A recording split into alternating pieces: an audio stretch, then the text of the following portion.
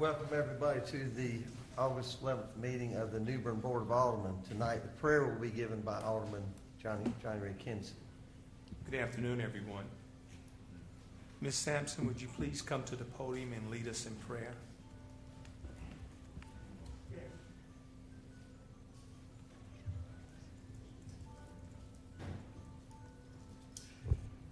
Praise the Lord, everybody. That the words of my mouth and the meditation of my heart be accepted in thy sight, O Lord, my strength and my Redeemer. Father, in the precious name of Jesus, as I bow before you, Heavenly Father, I thank you for grace and mercy.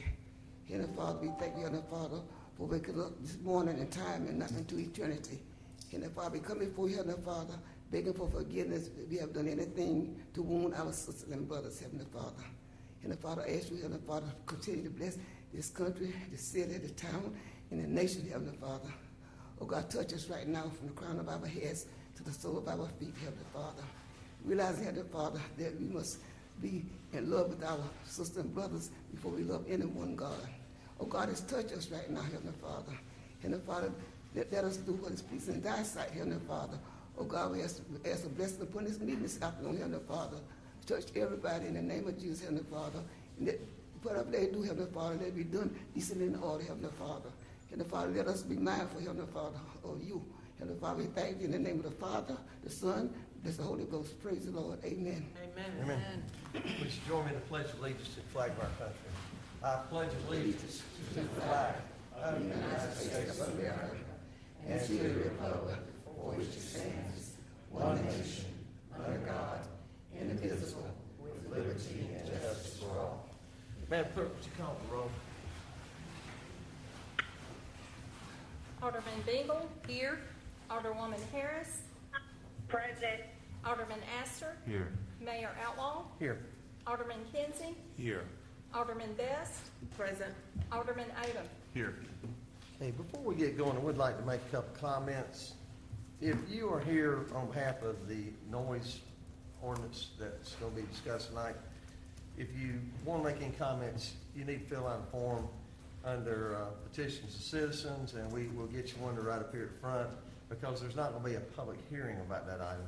So if you are here and do want to make any comments, you're more than welcome to do that under the petitions of citizens.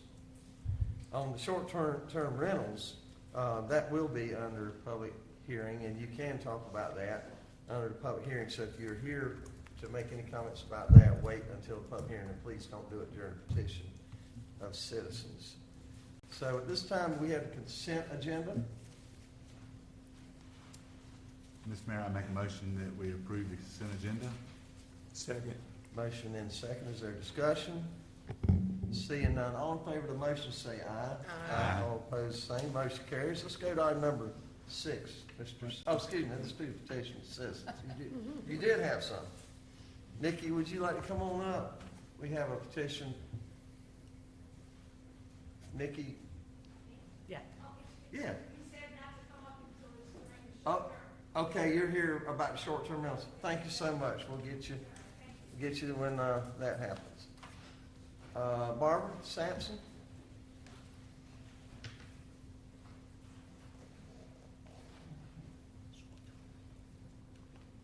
Good evening, everybody. My name is Barbara Sampson. I live at 480 North Carolina Highway 55 West in New Bern. And of course, I'm here to talk about Standing White. And I want to make sure everybody know that we still hoping that you build Standing White back where it's at. We're going to never stop that fight. And we see that you put a fence around it. So we don't know exactly what that fence means, but I'm here tonight so you all can give us a little update about your decisions, because I'm pretty sure you already made a decision, but we already made known how we feel about it. And we'll never stop fighting until the end. Because I'm a product of Standing White. Even though I came from Craven Terrace and I'm on the highway. So it is something good that do come out of that group, but you got to give us something that we can appreciate for us, and don't take it out of our neighborhood. even though you feel like it is in our neighborhood, but it's not in our neighborhood, but you want to move it at. That's not our neighborhood. Our neighborhood is where it's at. And I'll keep up the fight as long as I can, and for as long as I live, as long as God gives me strength. And I thank you all for listening to me, and please give us an update on what you all are going to do. Thank you. Thank you. Mr. Stevens, under your city manager's report, would you give us an update on that? Sure. Next petition is from Gerard.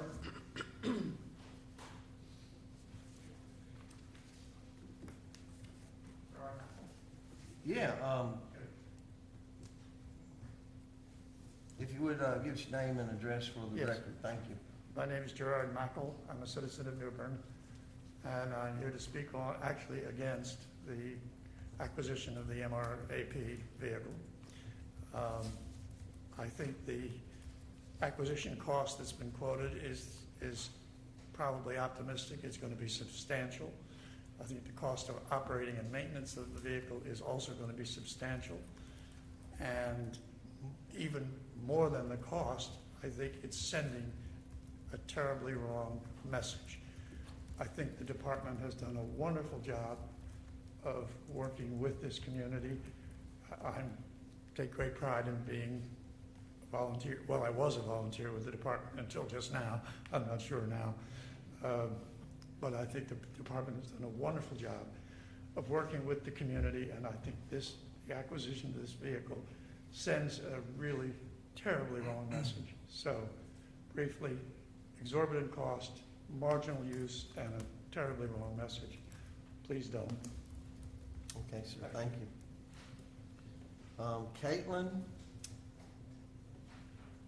Caitlin Trump, School Resource Officer. I'm just going to go for her because we were, anyways. So, hey, thank you guys for hearing us out today. And I want to start by saying that this is not to deny the fact that violence in our schools physically is an issue and prevalent. Unfortunately, though, the solution of adding more school resource officers will do far more damage than it will do good. And instead of waxing poetic on this issue, I'd like to just take some time to read these facts out to you, and I brought pamphlets with me that say the same information that you can take home and consider when making your vote. According to a 2019 ACLU report, 1.7 million students are in schools with police but no counselors. 3 million students are in schools with police but no nurses. 6 million students are in schools with police but no school psychologists. And 10 million students are in schools with police but no social workers. In fact, a key finding of the ACLU study was that schools are under-resourced and over-criminalized. No data indicates that police in schools improve student safety, student educational outcomes, or student mental health.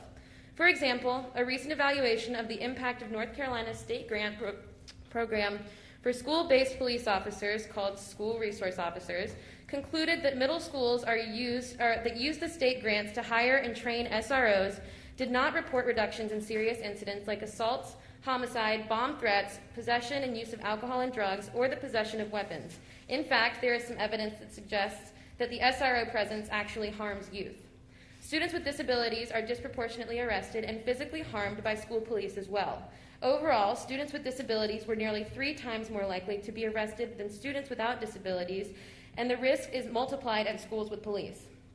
In Craven County specifically, 6.2% of students are attending schools with cops and no counselors. That is almost 6 times higher than the rest of the state averages, according to the ACLU study seen below on this paragraph that I'll show you in a second. And just so you're aware, the average is 0.5%. According to a report by the Justice Policy Institute that came out July 2020, deployment of police in schools has contributed to an environment of rising referrals to the juvenile justice system for incidents related to school discipline. In 2010, over 250,000 students received misdemeanor citations from SROs for behavior that previously would have only been merited with a meeting from the school administrative personnel.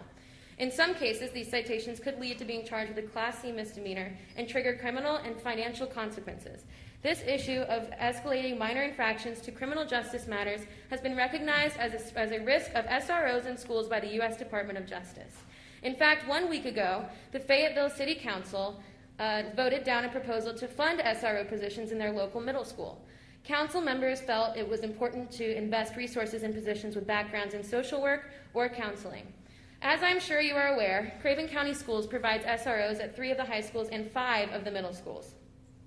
Several criminologists and lead scholars have expressed concerns that some strategies designed to make schools safer, particularly the growing number of school resource officers, might actually criminalize student behavior and lead to substantial increases in the number of school-based arrests. SROs are sworn law enforcement officers assigned full-time to patrol schools. As they become more common on school campuses, it is argued discipline problems traditionally handled by school principals and teachers are now more likely to be handled by a school police officer. Thus, a shuffle between students becomes assault, or disrupting class becomes disorderly conduct. It is expected that the number of youth referred from public schools for delinquent and criminal prosecution will climb, especially for behaviors that pose no legitimate threat to school safety. I would go on about this, but it is a very extensive list, so I'd like to skip to the back page and list the few requests that we have if you decide to go forward with your program. Annual reports and data to track their successes or failures in the school system in which they serve, such as a total number of threats, citations, interactions, and demographics. SROs will have clearly defined and laid out policies and guidelines for their roles, which will prioritize de-escalation, conflict resolution, and restorative justice over arrests and maintaining law and order. This will be fully explained with provided evidence in the annual reports. Focus on the student to counselor and nurse ratio first, then if there is still an issue, consider SROs. Provide the resources first to fix the issue. More money spent on training faculty and staff to recognize mental health issues will significantly decrease the crime that we see in our public school system. Like I said, this is not a criminal problem, this is a mental health crisis, and we should treat it as such. Thank you. Thank you, Kate. Okay, Kelly, would you like to come up? Huh? Okay, Kelly Roger?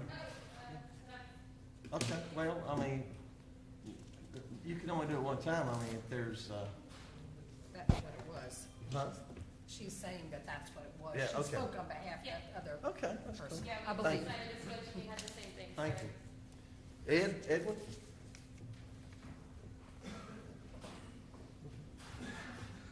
My name is Edwin Vargas. I reside at 230 Atmore Drive in New Bern, North Carolina for over 18 years. I put a proposal together and put it in the Sun Journal to have the Days Inn property, which is a great place to have a homeless shelter, 10 stories, and a National Disaster Red Cross certified building for the city of New Bern. I put this in the paper. I informed the Alderman that handles that area, and I did my research to HUD. HUD homeless shelter budget is $3.1 billion. Billion with a B.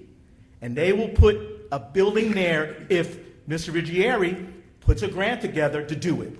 I'm tired of hearing, I've been in this town a long time.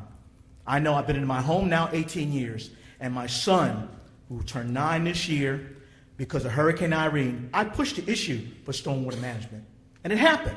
I'm tired of the aldermen in that ward not addressing this issue.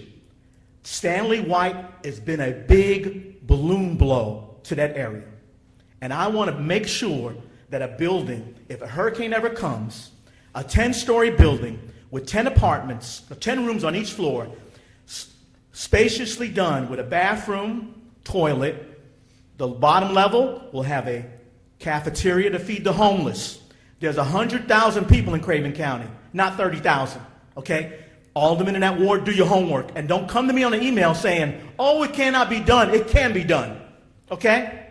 I'm tired of the bath. I'm tired of the people in the Duffy Field, 5 Points community, being bathed off and tall off. I want a building down there, and I want you all to do something. You got money in your budget. It's going to be a grant from HUD, and I'm willing to go to Capitol Hill and speak to, I already spoke to one person that it can happen, but I'm tired of, it cannot be done, it cannot be done. Or they come in an email and say, oh, Mr. Vargas, and even county commissioners, oh, people in this town don't take me serious. I've written over 500 articles to the Sun Journal, and the people in this town take me serious, and I don't play around. I do my research. You know that. I come to the budgets here, I bust my butt, and I tell y'all, what can be done? What can be taken out of budget? This. I want the aldermen in that ward to step up to their plate, not worry about getting real estate or taking care of a restaurant downtown The people of Duffyfield, 5 Points need this. I'm tired of it. Aldermen in that ward, do something about it. That's it.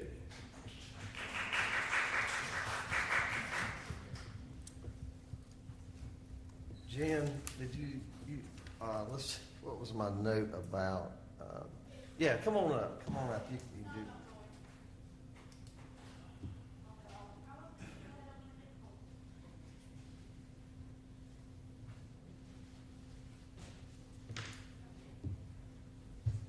My name's Jennifer. I do reside in New Bern. He does not know I'm here right now, so I probably will get yelled at. Some things about the MRAP, because it was on my feed and I work with people that don't approve of it either. However, I will say that I think it was a great acquisition. I think that people look at it aggressively and it is not. In light of the weather forecast that we have for 2020 and the amount of hurricanes that we have coming at us, including Hurricane Nana, which we know that means she's going to bring it all. I think that it's the perfect thing that we need for search and rescue. In addition to, keeping our officers safe, some numbers on that. Line of duty deaths, I think in 2019 were 147, and currently in 2020 we're sitting at 157. So we're already over a full year. Our SWAT team, our SRT, is they go through a lot of training and a lot of education is required, as well as physical fitness, to be on that team. And I do think that this is something that they need, with the correct training and education, to operate as such. God, he's really going to kill me. I was reading some articles about it.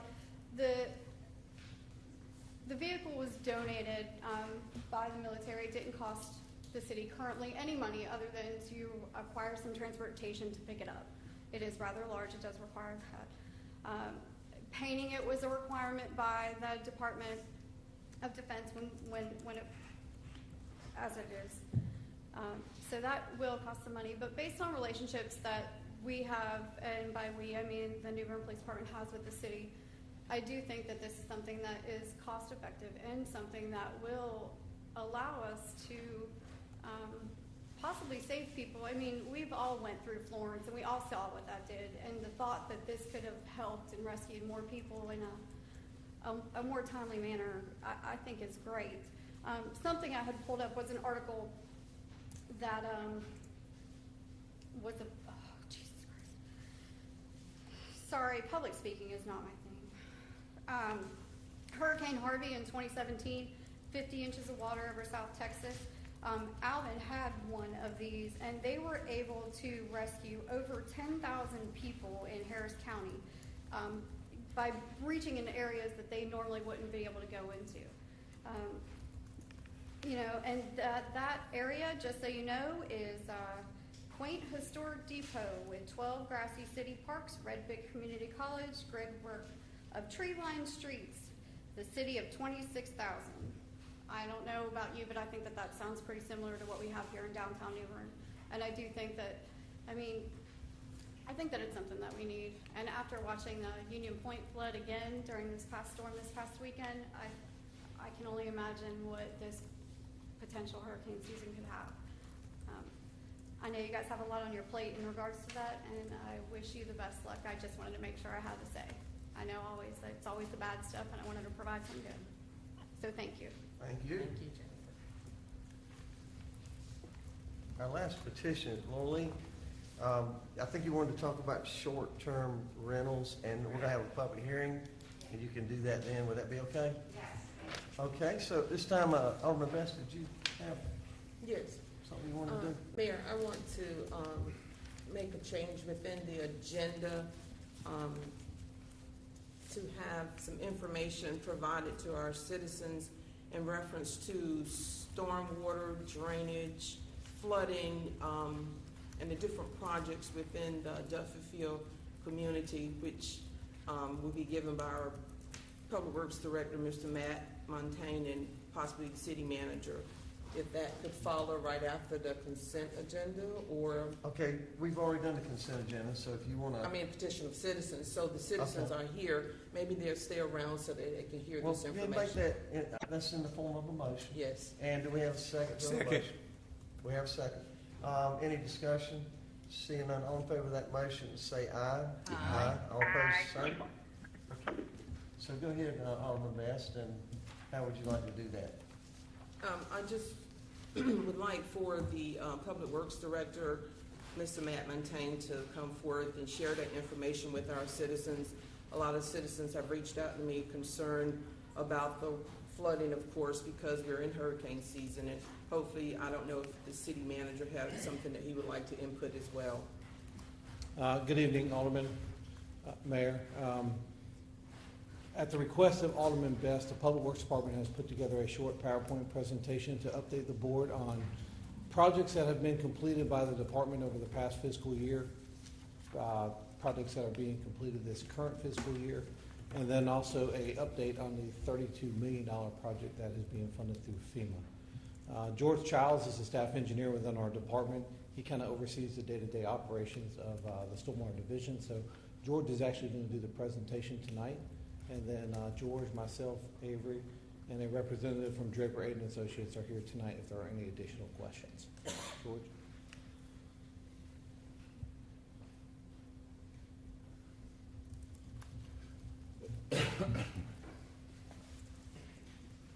Thank you, Alderman Best. Some of this might not touch on all of Duffy Field, but it'll address a certain part of it and the overall drainage of the city. So if there's something additional you need, just let me know. All right, thank you. Basically, what we've got going on right now, I'm going to give a little overview of our current status, what we previously did in the last fiscal year, and how our FEMA project is coming along right now. This is a list of the FY19 jobs that we did, and this is a combination of infrastructure improvements, pipes that needed to be replaced, boxes. Some places there was additional drainage features added. We added some structures. Certain parts of this list were grant funded through the Golden Leaf to fix some damage after the hurricane. And this is currently what we have on our list right now, and that does not mean that is all inclusive of this year. As new damage comes up or new failures come up, then those will be addressed too. So this is just what we currently have going on that we're working on. And that includes the Duffy Field Wetlands project that actually we have the contractors mobilized and began putting up silt fence right now. So hopefully we will have that fully under construction in the next few weeks. The biggest project on that list is, of course, the FEMA project. And that's really what I'm going to cover a little bit of right now in our standing on our progress. This is the overall map of the city's drainage basins. There are 10 identified. And there is Bryce's Creek is down to the bottom of the screen to your right. And that is included. It's just not shown on this map. The $32 million of the FEMA money, this is a timeline of how we progressed with where we are today. The biggest thing that needs to be noted is from the September 14th event in 2018 of Hurricane Florence, it was really not until January 27th of this year that we were obligated any money by FEMA. So if you look back in those dates, we actually started work on some of this stuff in anticipation of the FEMA obligation.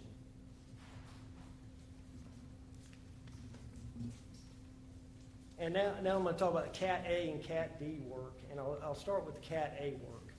And Cat A is how FEMA categorizes sediment, vegetative debris, uprooted trees, and waste debris if you have LP tanks and white goods or something that may be in a drainage basin. And in the identification of that, we've got to go through, have the environmental scientists go through after all of the areas have been identified in the 10 basins. There were 1,030 areas in the 10 basins identified by Draper Aiden when they did their initial assessment. And right now we have completed with the environmental scientists, 7 of those basins have been looked at for their environmental impact for us to do this work, and we have 3 that are ongoing. that it should be completing shortly.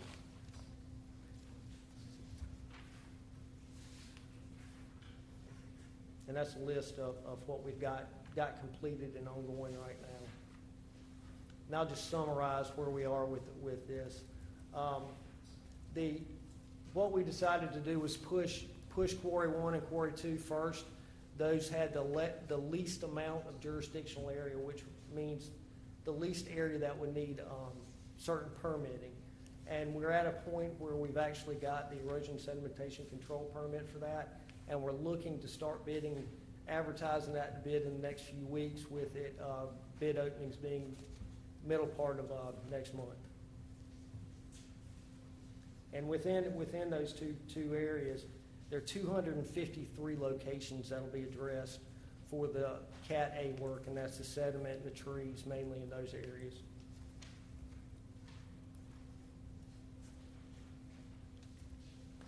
Now, the Cat D damage,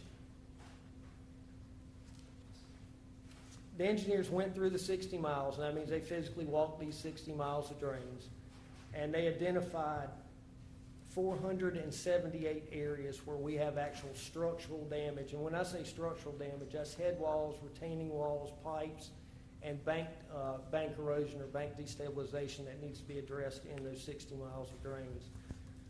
We had several that were needing immediate review on the Cat D, so we selected those 3 to try to go ahead and push through. One is the Red Robin bank stabilization, and that's at the intersection of Red Robin and Trent Road. That is where, if you've been down that road, you see a great amount of erosion. We've got a sewer lift station in that area and a large culvert that goes ultimately to Wilson Creek. That drains a large part of Highway 70 all the way back to Trent Road. So we felt that was one area that needed immediately addressing. The next one is Water Street. And Water Street had an old block retaining wall on both sides of it. And we've gone ahead and they have gone through everything we need to do on that, and we're hoping to be able to bid Red Robin and Water Street shortly, within the next month.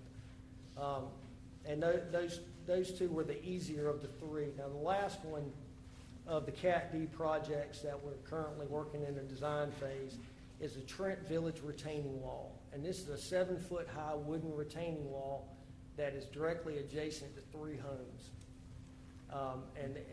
The wall has failed.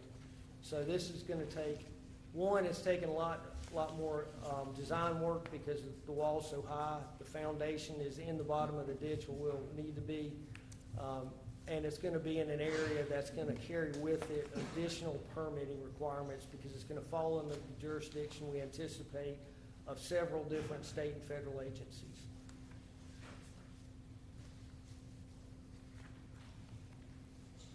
Now we get to the fun part of permitting that's involved with all of this. We've been very fortunate with the partnership with the Army Corps of Engineers and the Division of Water Quality. We made a great effort right at the beginning of this project, when we knew it was coming, that we had 14 different state and federal agencies involved in conferences to let them know what was coming up and how we needed to handle it. The beginning of this is the Corps of Engineers, and this starts the whole process with review. The environmental scientists have to go back out and identify in those 60 miles what areas may be under jurisdictional control by the Corps of Engineers. They have to prepare the paperwork and documents to send to the Corps, and then the Corps reviews it and decides which areas they're going to claim as jurisdictional and which areas are not. With that, there are certain permits we can get from the Corps.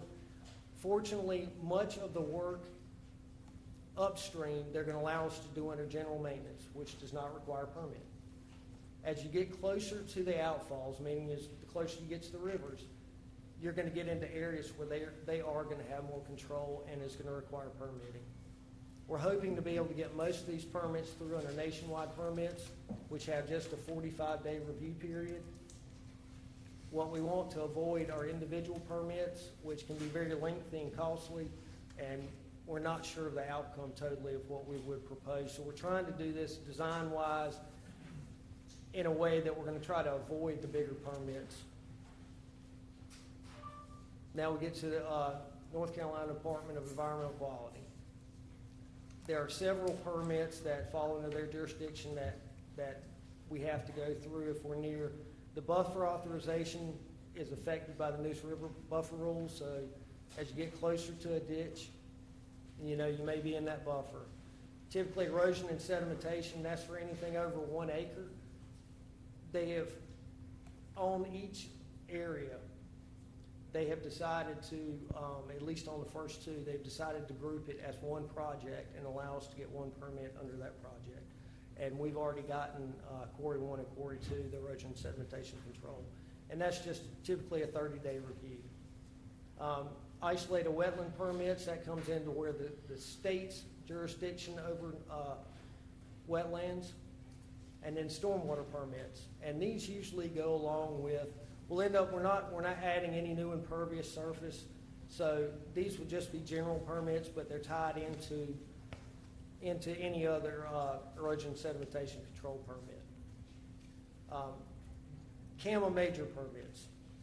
We were actually able to have our environmental scientists met with CAMA today to go over, they reviewed several areas. The CAMA major permit was not discussed with some of the areas, and it may come into play further down the road on some of the bigger projects.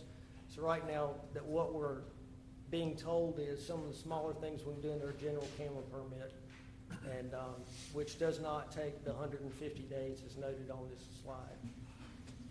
But if we do have to get a CAMA major permit, it involves 10 state and 4 federal agencies review. They have 75 days to review the first part of the permit. The clock stops at any time they ask for additional information. At the end of the 75 days, they can request an additional 75 days of review. So when we get into the CAMA major and we get into individual permits with the Corps of Engineers, we're talking half a year at best to address a permit to get into working in an area. So we're trying to avoid having to get those permits by designing our repairs as needed to stay within their parameters. And I can certainly answer any questions y'all may have on that. I just The want only to. question I would have or statement is when we're doing all this work, certainly obviously for future generations, we want to make sure that we do as much as we can for stabilization purposes, and primarily anytime in anywhere in the city, just like today I signed for a new development.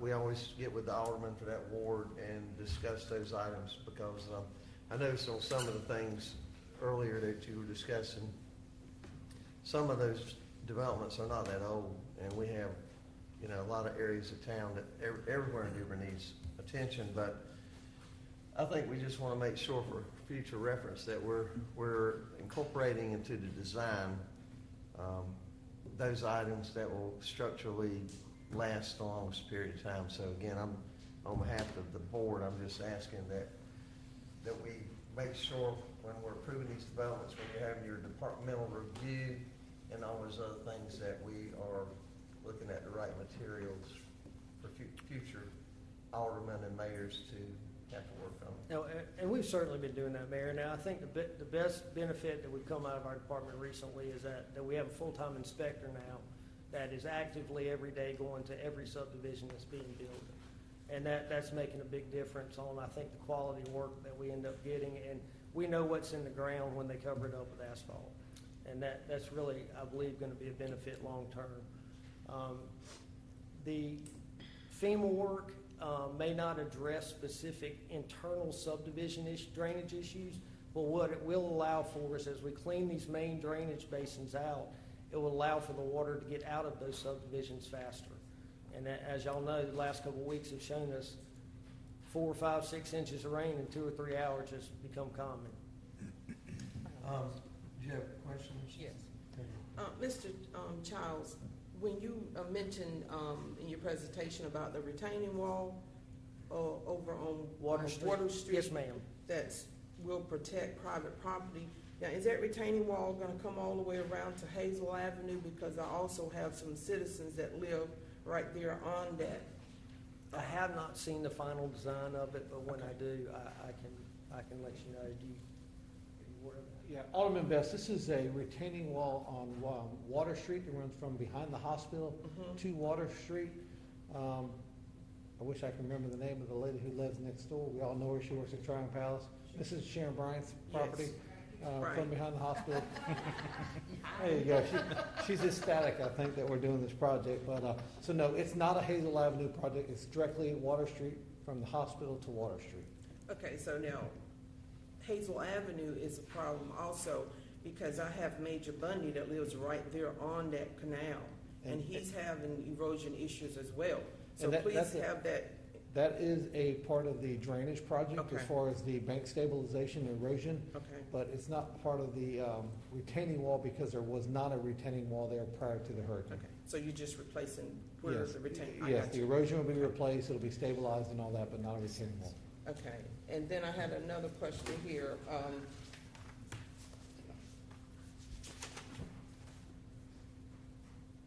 Now, I know you didn't, Mr. Childs, I know you particularly did not say, the 60-plus miles of ditches that was looked at, within that 1,030 locations, city drainage problems, that did include the Duffyfield Canal, correct?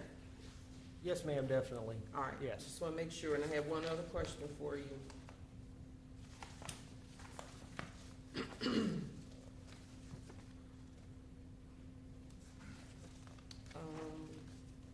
No, you answered that. Thank you. Thank you. Alderman Odom. George, on the Red Robin Lane repair, I know that DOT fixed, they put the elliptical pipes underneath Trent Road and repaved that.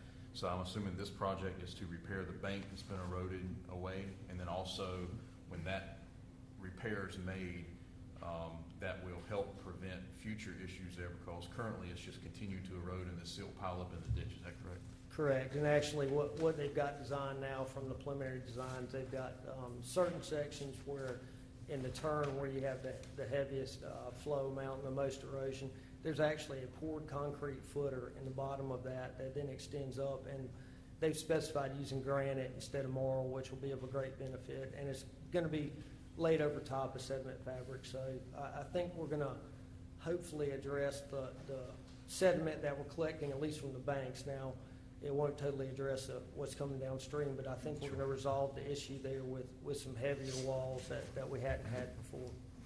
Thank you. Okay, anybody else? Yes, sir. I have a quick one. Of the 10 zones, you said you had 7 of them complete. Is that correct? Yes. And when would you be able to actually see contractors, or when will we be able to see contractors starting in the first 2 zones that you identified? You have any idea of the time frame there? I can give you the preliminary dates of the bidding on that. For the Quarry 1 and Quarry 2 projects, we're planning right now to advertise the bid August 19th of this month. Pre-bid meeting on the 10th of September, and the bid opening on the 19th of September. And that'll be for the Category A work in Quarry 1 and Quarry 2.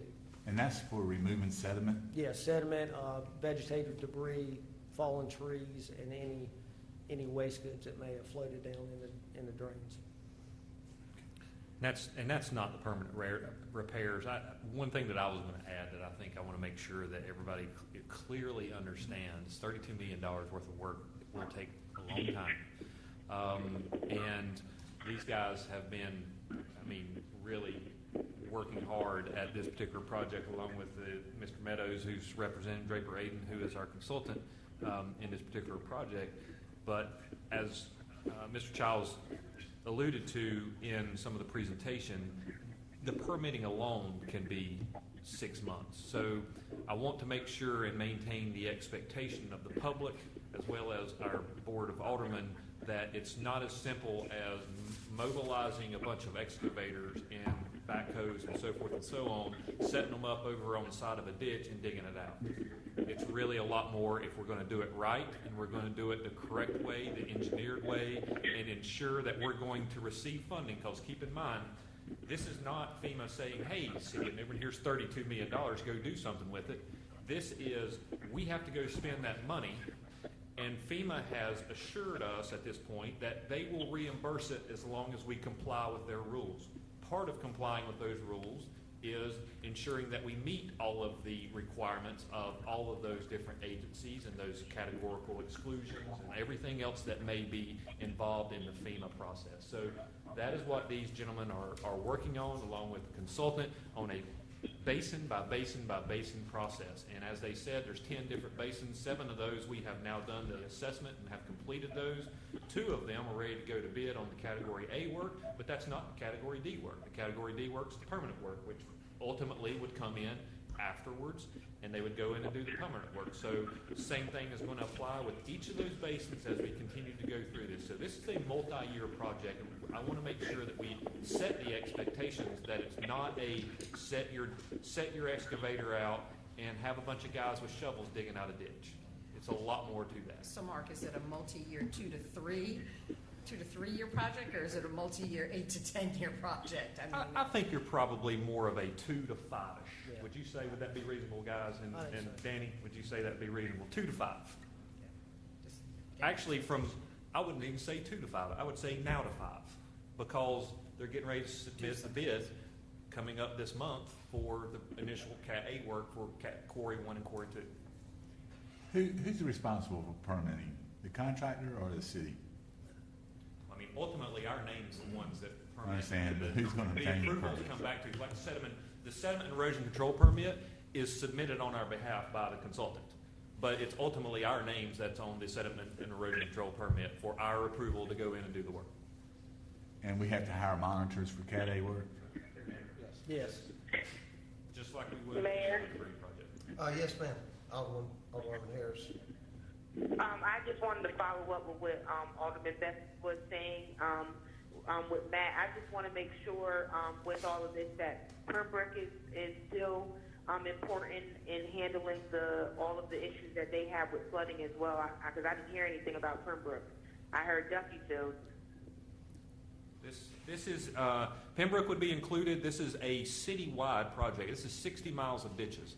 There's way more than 60 miles of ditches in Duffyfield. So this would incorporate looking at all of those different areas that would be flowing through every single community in New Bern, essentially. Okay, thank you. Anybody else? Well, again, we certainly hope. Yeah, I have something. Yes. I'm sorry, John Ray. Go ahead.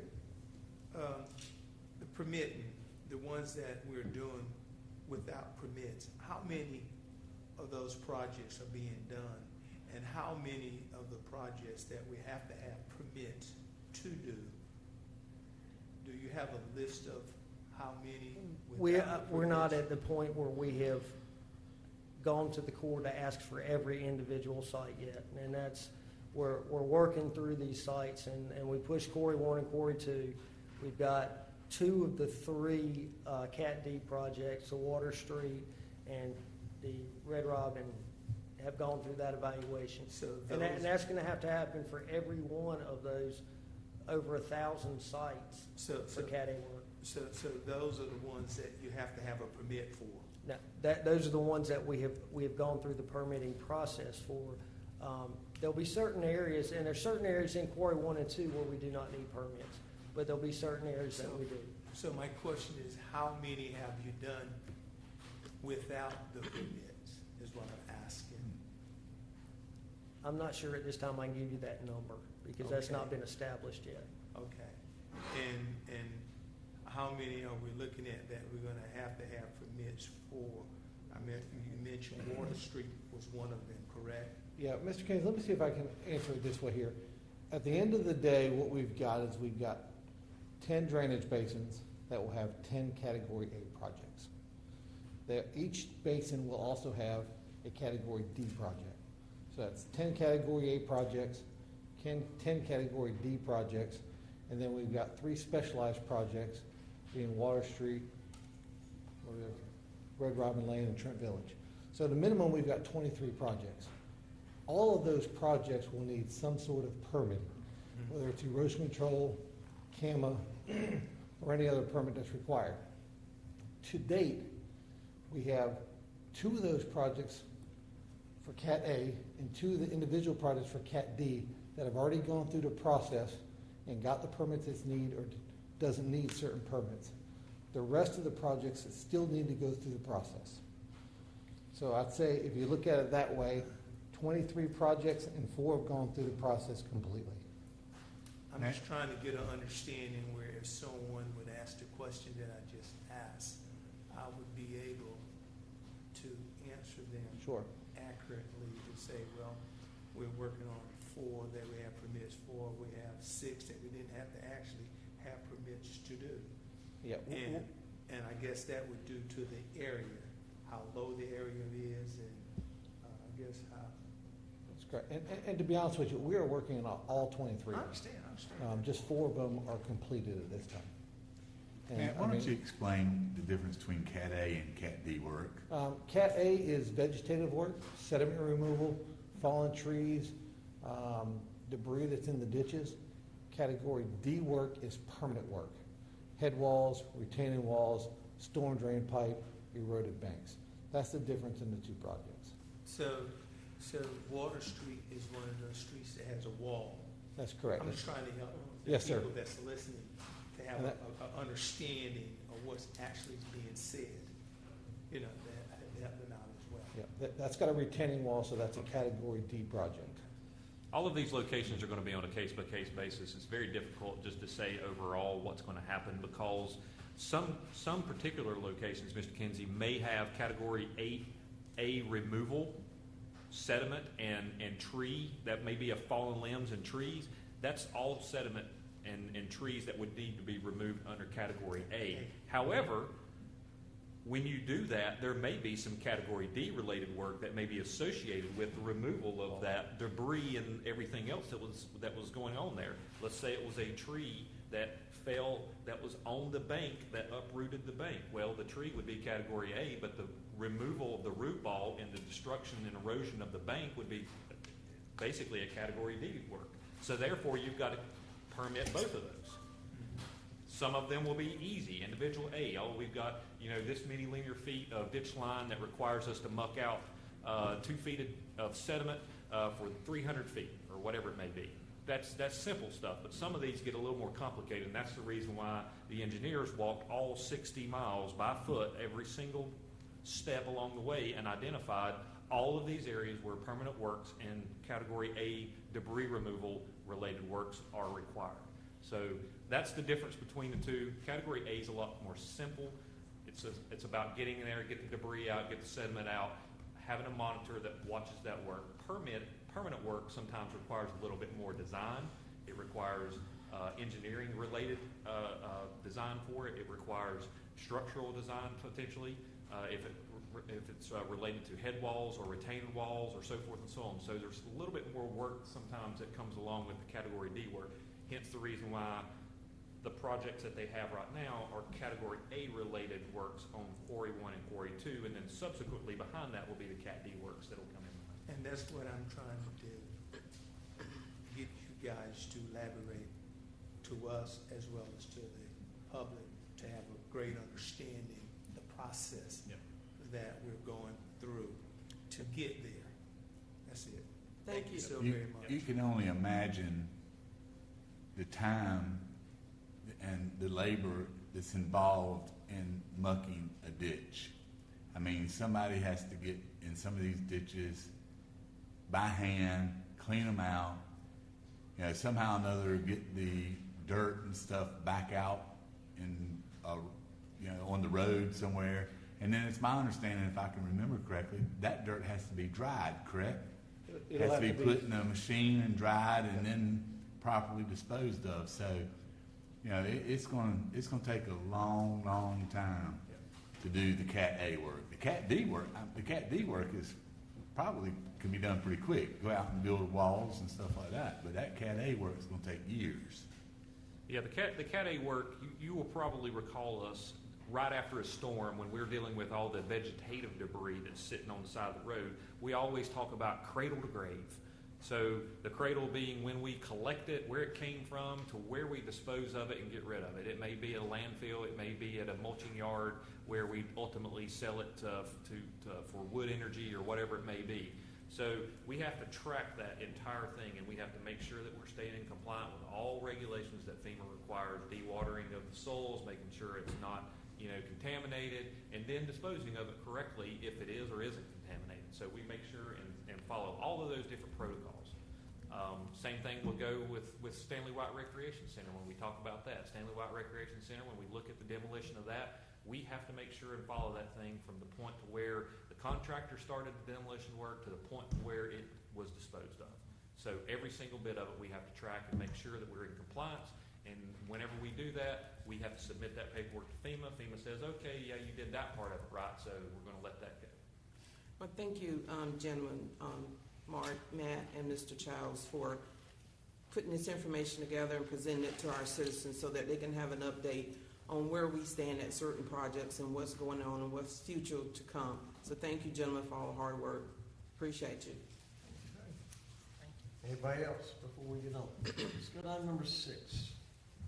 Thank you, Mayor. Item number 6 is a public hearing and consideration of the board to adopt an amendment to Appendix A of the Land Use Ordinance for short-term rentals. As you recall, in the fall of 2019, the Planning and Zoning Board was charged with establishing a subcommittee to review short-term rentals. The subcommittee consisted of P&Z members, citizens, and members of the governing board. The committee conducted bi-weekly meetings to discuss and develop recommendations, which were unanimously approved by P&Z at their July 7th, 2020 meeting. So at this point, I'm going to turn it over to Mr. Ruggieri. He's going to kind of update the board on all of the findings and recommendations, and then if the board so chooses, then we'll have a public hearing and consider what the board wishes to do. Hey, Ms. Stevens. Good evening, Mr. Mayor, members of the board. Thank you, Colleen. Back in October, the Board of Aldermen created the short-term rental committee, and that committee was charged with developing an ordinance regulating short-term rentals in the city. The committee met bi-monthly for a period from December of 2019 through March of 2020. The members are there on your screen before you. The chair of that committee was Ms. Ann Shout. She's also a member of our Planning and Zoning Board. The committee did a wonderful job, really having some really in-depth conversations, a lot of disagreement, a lot of people coming together and really came and made an ordinance that's pretty clear to understand. Does exactly what it's supposed to do, what you all charged the Planning and Zoning Board to do. Ms. Shout did an excellent job of just overseeing that whole process and ensuring that the ordinance that you see before you actually kind of protects property rights, but also protects the citizens of New Bern. So really good job. Kudos to them for that. Excellent job. It's pretty fun to be part of that group. So just to go over real quickly, the ordinance before you is all new. Everything is new language except for this definition here of bed and breakfast. We actually changed the existing ordinance definition to be in line with some language that came out of General Assembly on bed and breakfast. So that's the only change to existing words in the ordinance now. Everything else is brand new. So going forward, as we get into our STR ordinance, we have established a definition for a designated responsible party, and that's obviously anybody over the age of 18, designated by the owner, tasked with responding to requests or complaints and other problems related to or emanating from a short-term rental. You can also have a private property management company be your designated responsible party in short-term rentals. In order to regulate short-term rentals, we needed to actually create a definition of one. We didn't have anything in the ordinance for what a short-term rental was, which led to all the problems that we were having. So obviously we created the definition of a short-term rental. It's a rental of a dwelling unit that's occupied by a designated responsible party for fewer than 30 days by a person who has a permanent residence to which they intend to return. So it is a short-term rental by definition. So once we have the definition, then we can start to regulate it. From there, we created two separate types of short-term rentals. The first one being a partial house short-term rental, and that is a dwelling unit that's occupied by the designated responsible party that consists of a rental of not more than 2 guest rooms for fewer than 30 days. So in order to have a partial house short-term rental, you can only rent 2 or fewer rooms. On the other side of that is the whole house short-term rental, and that is obviously renting an entire dwelling unit to a group that's operating as a single housekeeping unit, which is a very well-defined term in our ordinance for the purposes for fewer than 30 days. So we've established the basis in the definitions to regulate the use as I'll go through in the next few slides. So now that we have the definitions on what they are, we need to put them in our table of permissible uses, and that shows us where typical uses are allowed in every zoning district in the city.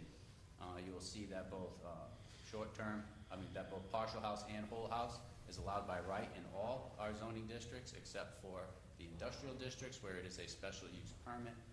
You'll also see, even though we've already done that in the past, that we have removed the ability to request a bed and breakfast in the residential districts in the historic district overlay, and then allowed that use by right in commercial uses in the city. Let's go on to regulating. So we are, the ordinance before you provides for a registration of all short-term rentals, and they have to be registered with the city on an annual basis. And that registration will expire on July 1 of each year. Every registrant will have a number assigned to them. And the registration terminates upon transfer of the property, so it's not a vested right per se. It doesn't run, the short-term rental does not run with the property, it runs with the owner. So if the owner gets a short-term rental, operates it for 2 weeks, sells the property, the new owner would have to come in and actually wait until July to reapply for a short-term rental. And with that, there can only be one registration issued per property, and that means that you can't have a short-term, you can't have a partial house and a whole house and a bed and breakfast on one property. You have to pick one. As far as regulating, if we find that there has been 2 zoning violations on the property, whatever they are, a final notice of violation, which is essentially saying that staff and the city attorney, we have tried to work with the owner on whatever their zoning violation is, and they have simply refused to fix the problem, and we would have to issue what's called the final notice of violation, and that's when we start with our penalty phase.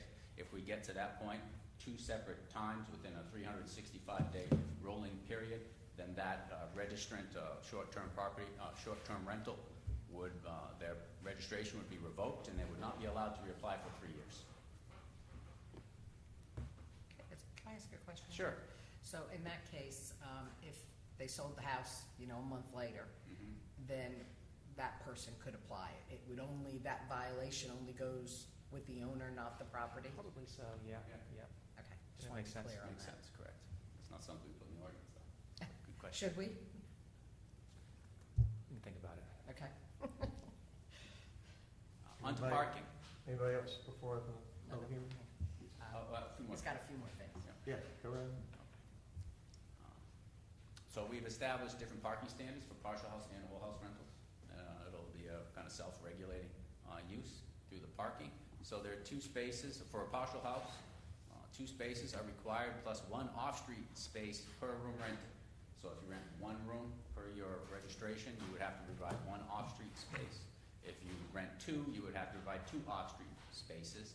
And the issue here is that those spaces can't be stacked.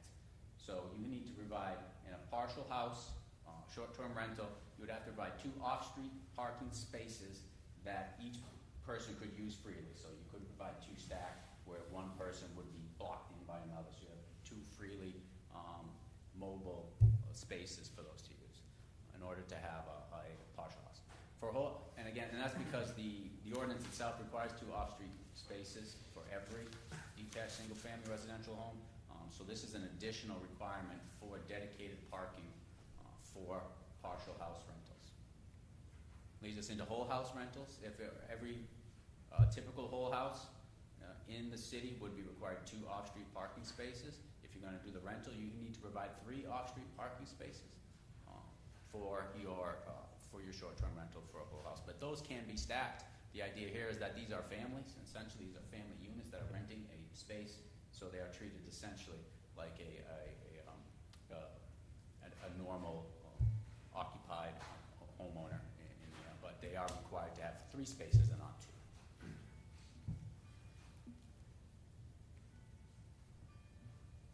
partial house rentals, there are no separation requirements in the city. So you can do that by right, up to 2 rooms per home throughout the city, provided you provide the off-street parking.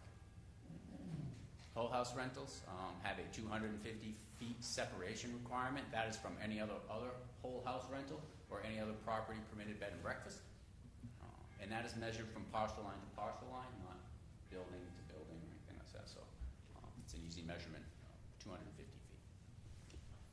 We have some other requirements. 1 designated responsible party for each rental. There can't be any parties. You can't use your short-term rental as an event space, weddings, anything like that, large gatherings. So it's essentially a residential use. Anything else would be a violation of your registration. And all existing short-term rentals shall be an existing non-conforming situation. A lot of conversation about that at this group. Again, we have a robust section of our code that deals with non-conformities. So this will be treated, if the ordinance gets approved, existing short-term rentals, though, will be encouraged to apply for the registration. If they do not, they're still protected under the non-conforming situation section of our code. Scott would love to go into that if you have very detailed questions. The Planning and Zoning Board obviously reviewed this and does recommend the board's approval of this short-term rental ordinance. Thank you. Okay, anybody else before we open? I do have a couple of questions, Okay. maybe that might. So Jeff, I just want to make sure to clarify for the public that when you're talking about parking and these parking spaces, it does not include parking on the street. Does not include parking on the So anybody having a bed and breakfast, no matter what section of town, historic district, Riverside, or the other side of town, wherever, it does not include street parking. So you would have to have a spot somewhere else, either on your property or within. Is or it using still satellite parking section of the code 346, I believe. which is still 600 feet? Okay, I don't want to change. My other question is, if you have a whole house rental, so if you do not live there and you want to rent this out on a quote-unquote short term, you cannot rent individual rooms, you have to rent Correct. the whole house. Whole house. So that would be definitely a violation if somebody didn't live there and tried to rent out, one room to this person, another room to Yeah, it another would either person. be so the good part about the ordinance, the way it's constructed, is it's very clear. You're either a partial house rental where you're renting 2 rooms less. You're either a whole house rental where it's the whole house for less than 30 days. You're a bed and breakfast, which is properly permitted, which we understand that process, or you're not allowed. Okay. So there's no gray areas anymore. Okay. And there was no way to require existing B&Bs, because, we did put a freeze on it, so there's no way, and I'm not saying B&Bs, but I guess people who are Airbnb, who were doing that prior to our freeze that we put on there, to get them to register come July 1 or whatever. They would date. be, it's a great question, they would be incredibly wise to do that. It benefits them tremendously to register, because then they create a paper trail to establish their nonconformity. We can't make them do it, but it would be very wise for them to. If they don't, and time goes by, and the property gets sold, Okay. ultimately, that's going to get lost because nobody can prove what it was. Okay, so if the property does get sold, Right. the nonconformity It does contin- not it- go it- with the it sale of the continues. house. It's a non-conforming use. That does run with the land. So an existing use runs with the land. The problem you're going to have is a proof problem showing what it was. So that's why I say registering it would be very, very wise. Okay, thank you. So partial house, no separation distance, Correct. just with whole house. And the jurisdictional area is the entire city. And this is in effect, if it's approved tonight with the signing of it, is that correct? Correct. And I guess the registration period would begin when? Next July? Would begin next July, yeah. So it'd give people time to. Correct. Yeah, and what I didn't do, there is once you have a permit, there is a window, it's a 30-day window prior to July 1 where you can reapply for your permit. So you don't have to, it's not a mad rush on July 1 for everybody to get in.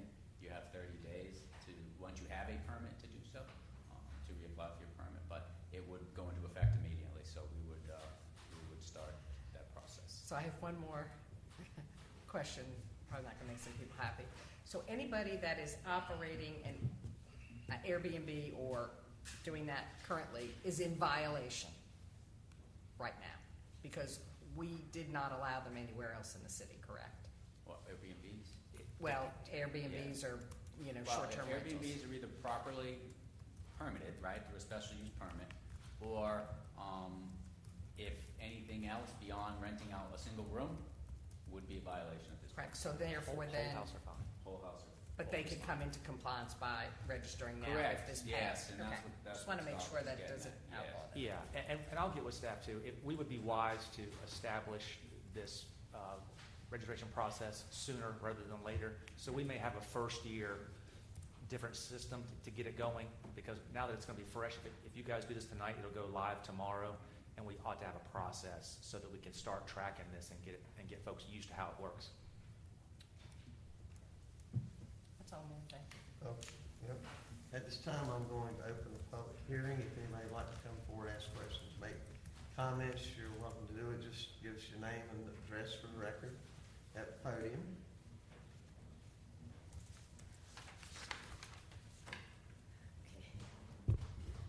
My name is Nikki Ingiani. A little nervous.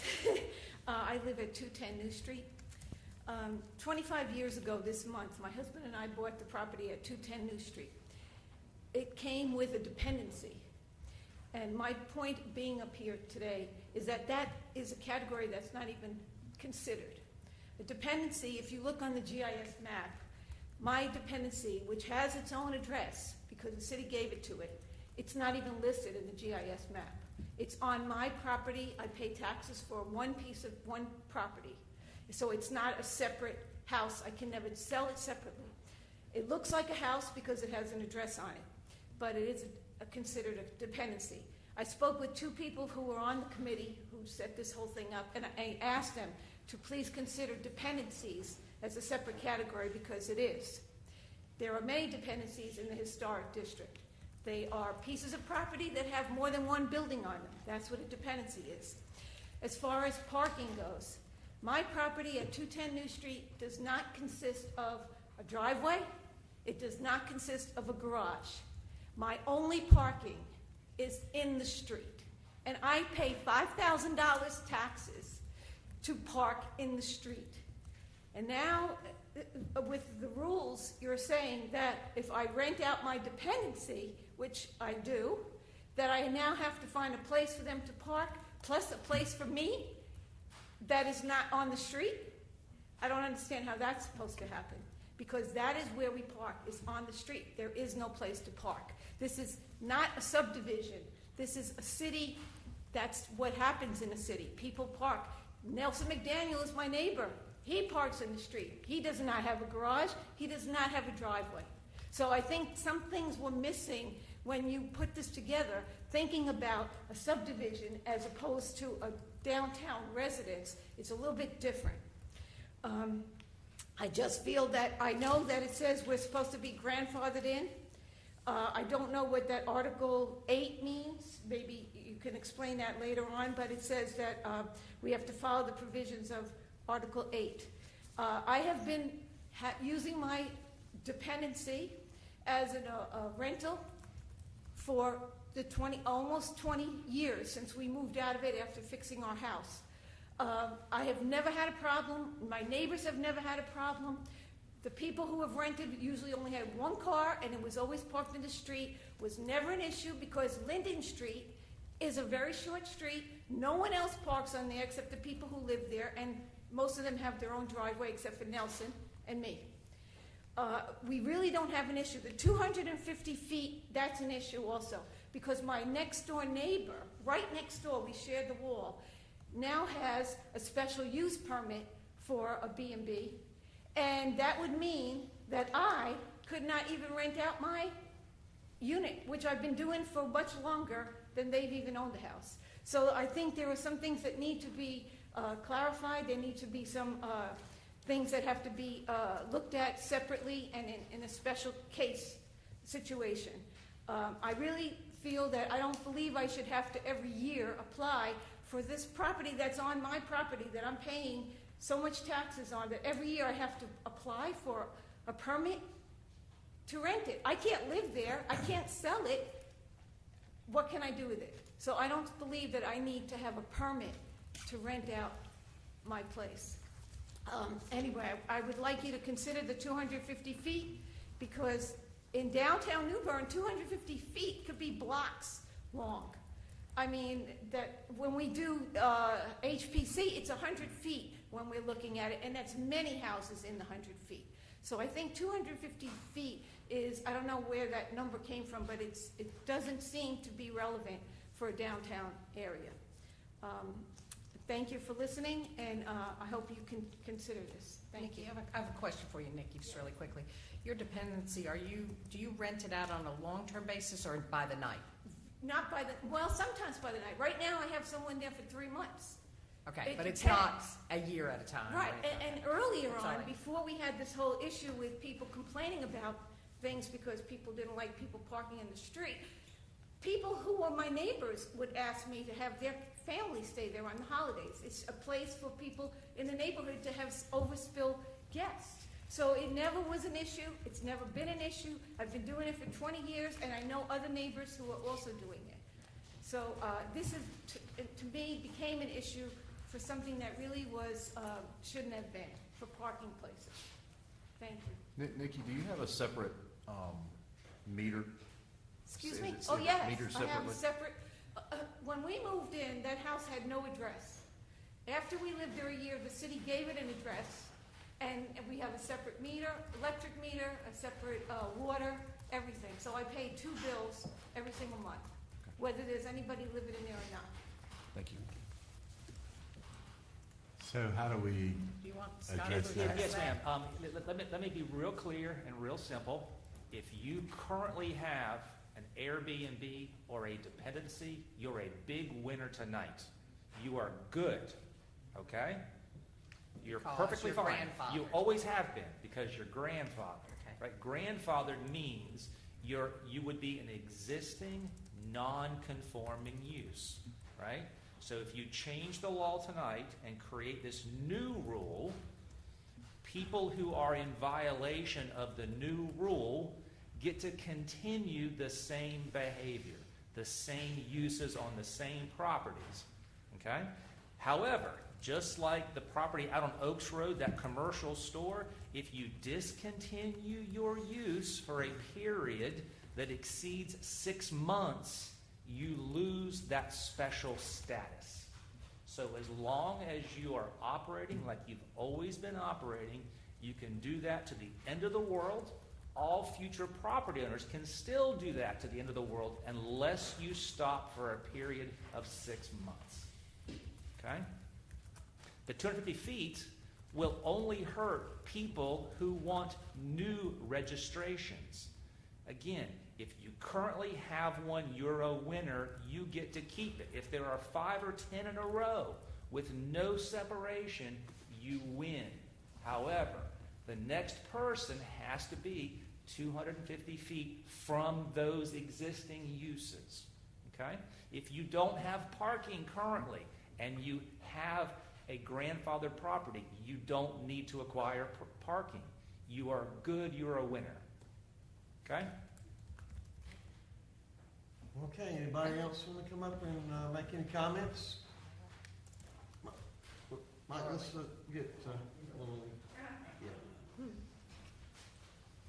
Hi, I'm Laura Schaffhausen, 511 Metcalf Street, and mine is really more clarification because I'm a little confused by a couple things. One is this gets rid of zoning as an issue for short-term rentals, period. Other than industrial sites, the short-term rentals, as they are defined, can be anywhere in the city, on a commercial street, on a residential block, on a combined residential commercial block. Is that correct? Do I understand that right? Yes, ma'am. Okay. The separations for the whole house. Okay. And the other thing I wasn't quite sure I understood was for the partial house with a maximum of 2-bedroom occupancy, The owner himself doesn't have to live there as long as he has a designated person over 18 living there? Correct. Yes. Okay. That's all I wanted to understand. Thank you. I do agree with a number of Nikki's issues, because I think in terms of real estate, that might be a problem in the future when people go to purchase houses that have dependencies on them, and a lot of people that do that look at that specifically as income producing if they have a dependency. So it might become a future problem, but otherwise, you clarified what I wanted. Thank you. Thank you. Hi, Mike Duffy. So I have a sort of a part-time Airbnb whole home rental in Trappers Creek. So I think on the whole, these things are very beneficial for the city. I know my people come in, although they have the use of the kitchen, I even leave them some stuff and so on and so forth. They eat out, I mean, for sure. I also pay, on last year, when we had regular business, even though I got a late start after Hurricane Florence, my guests paid in more than twice in sales tax and hotel occupancy taxes than I paid in property taxes. So it does bring in money and it does bring in spending. But I also, respect my neighbors. And I think for a whole house rental, maybe by the number of bedrooms, and I'm not saying this has to be done tonight, and I'm not saying don't vote tonight because of this, but I think, maybe down the road you might want to add in some type of limit to the number of persons who they can rent that to at one time. Because some of them, I see sometimes a listing, I don't think it happens often, but because of the bookings I get, tell me it probably doesn't come up very often, but some of them say that they have one bedroom and that they accommodate 6 people. So, I think my neighbors would have some legitimate concerns if I was constantly renting it to 6 people throughout the month. Mine's part-time, so it doesn't make a lot of difference. I tell my neighbors when somebody's going to be there. But I do think it's good. I'm not saying hold back. The other thing is, I think there should be a mechanism for ensuring that at least upon renewal, that people, show how the hotel occupancy tax and sales tax is being paid in. I think that would be fair to the city. We want to make sure we collect that, and to be fair to the other businesses that are in this business that have to pay that. So that's really the only thing. So the parking, in all the times I've done this, maybe 5% of the time there are 2 cars. I have enough room for 3, so it doesn't concern me personally. But if somebody's only renting to 2 people or something like that, I'm not sure they really need to have 3 spaces for a whole. That's up to you guys, of course. But these are just technical things. I think it's a good idea. I think people who do this, like myself, should be registered with the city. Should tell you exactly what we're doing, exactly what we're offering, and so on and so forth. I think it's a good idea. So thank you very much.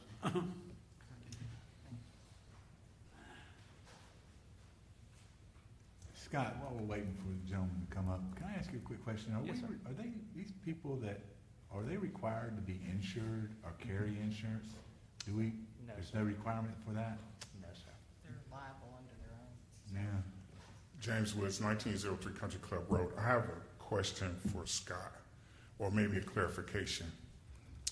A dependency is empty for 6 months. A house or home with a dependency is empty for 6 months. It was grandfathered in. On the 7th month, I purchased that home. With that dependency, thinking that it could be rental income for me, like the lady is doing. I don't have the parking, just like her. Now you're telling me that I'm not grandfathered in and that I have to pay this additional money plus have 250 feet in between before I can do this. The house originally, I have 2 addresses, 2 meters. Somehow we need to clean that up because I think it's going to end up biting somebody in the long run with that. I don't know how to explain it, but I see it, that God forbid something happens to this lady, that house sits on the market for 7 months. Somebody buys that house saying, hey, I can buy it plus have a rental. And now the city is telling them, no, you can't because you're not grandfathered in. But all along that house was used as that purpose up until that 7th month. So we need to look at that. I'm not for it or against it. I understand why it's being done, but we need to clean that up because I think that's going to end up hurting people in the long run. And if that house is it has a dependency, that dependency is there for a reason. If the city is charging me taxes on both properties, if I'm paying electric, gas on both properties, why am I being penalized because of the 250-foot rule, the parking, all of that? We need to really look at that. I just want to clarify something, Mr. Woods, because you've made it in mind. The 250-foot rule would not be between your house and the dependency. It would be between your property and my neighbor. Next and your Right. neighbors. But if Scott brought it up, said 5 of them has it in a row, has it. Okay? So say the 2 on the end still do, the one in the middle loses it. So now the guy in the middle is stuck. Right. You're right. But all along, as that house was there, it had that dependency. It fell under that, but it was on the market for 7 months. I see. So now you're telling me, And just to be clear too, I didn't get into the weeds on the non-conforming use, but if the property is consistently marketed, just like our Oaks Road case, if the property is vacant but consistently marketed for sale, the 6 months does not run, right? So it's okay to vacate the property as long as it's listed for sale and there's a sign out front that it's for sale. So you don't lose your grandfathered status because it is vacant while it's for sale. And I want to clarify this dependency issue too, because that gets a little confusing. There are some dependencies in the historic district that have been that way for a century or two, right? Those properties predate the very first zoning ordinance in the city. So those are always grandfathered because they were built that way. We don't allow, in modern zoning law since the 70s, we do not allow 2 houses on one residential lot. That is forbidden. So you say, well, how do you get a dependency? Well, you come in and you get a building permit for your art studio, for your in-law quarters, for your man cave, right? And that's fine. We have to allow that because it's not a second house on the same lot. But a lot of folks want to put a little kitchenette in there and a restroom in there, and it's just like a little apartment. And next thing you know, as the years go by, it turns into a rental apartment when it was never allowed in the first place. So there are 2 kinds of dependencies: the very old ones that are allowed and the more modern ones that are never allowed. So what does having 2 addresses? So if something is, let's say, 215 and 213 Z Street, it doesn't matter because it's the same lot on GIS, and that's the difference. Now, if it was 2 different pieces of property that you just happen to own both of them, right? But It's a safety issue for 911. I see. Legally, it doesn't change anything. It doesn't let you win because you have 2 addresses. I see. It's Or more, 2 meters or right. anything. It's all fact dependent. When was it built, and was it allowed at the time it was built to be a second home or not? Okay. You have a question? Is there a way that those dependencies that were from centuries ago, that we have a list of those? So We try. what I don't want is for an Oaks Road situation to come up, somebody say, well, this was listed on the market, come to find out it dropped off the market for some period of time, and then it went back on the market, and now we're debating back and forth. Yeah, and we do our best to track all that. And then you get into problems too, where you get the art studio and the folks move to another city, their house is for sale, and the realtor doesn't really appreciate the subtleties, sells it as a dependency with the house, and then you got upset buyers who realize that they don't have a second house back there. They have a really nice garage. She should. Yes, ma'am. Is there anybody else that wants to come up under the public hearing, make any comments, ask questions? Mayor, I'd like to make a motion to close the public hearing. Second. Motion and second to close the public hearing. Is there discussion? Seeing none, all in favor of the motion, say aye. All opposed, say. I have some questions. There were several members of the community that contacted me that are not able to be here tonight, COVID concerns or whatever.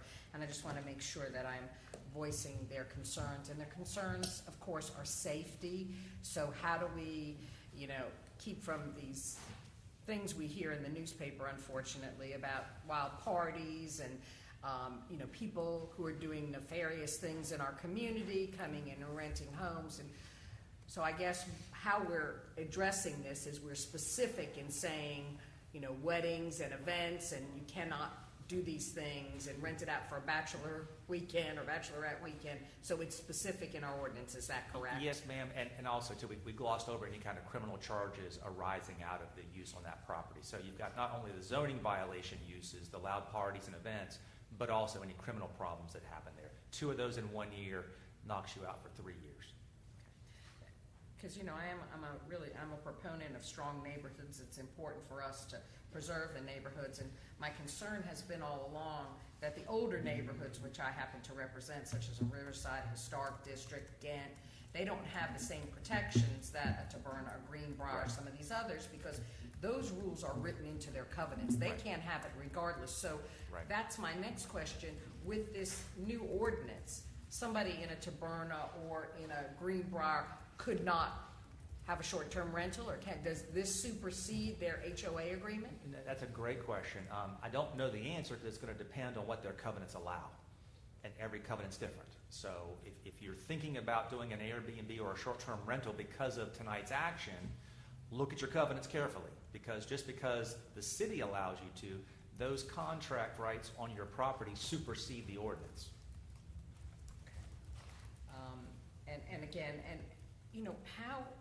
How are we going to somewhat police this? Because again, my concern is we have some issues right now that we're trying to deal with, people who don't abide by the rules, either having to do with parking or otherwise.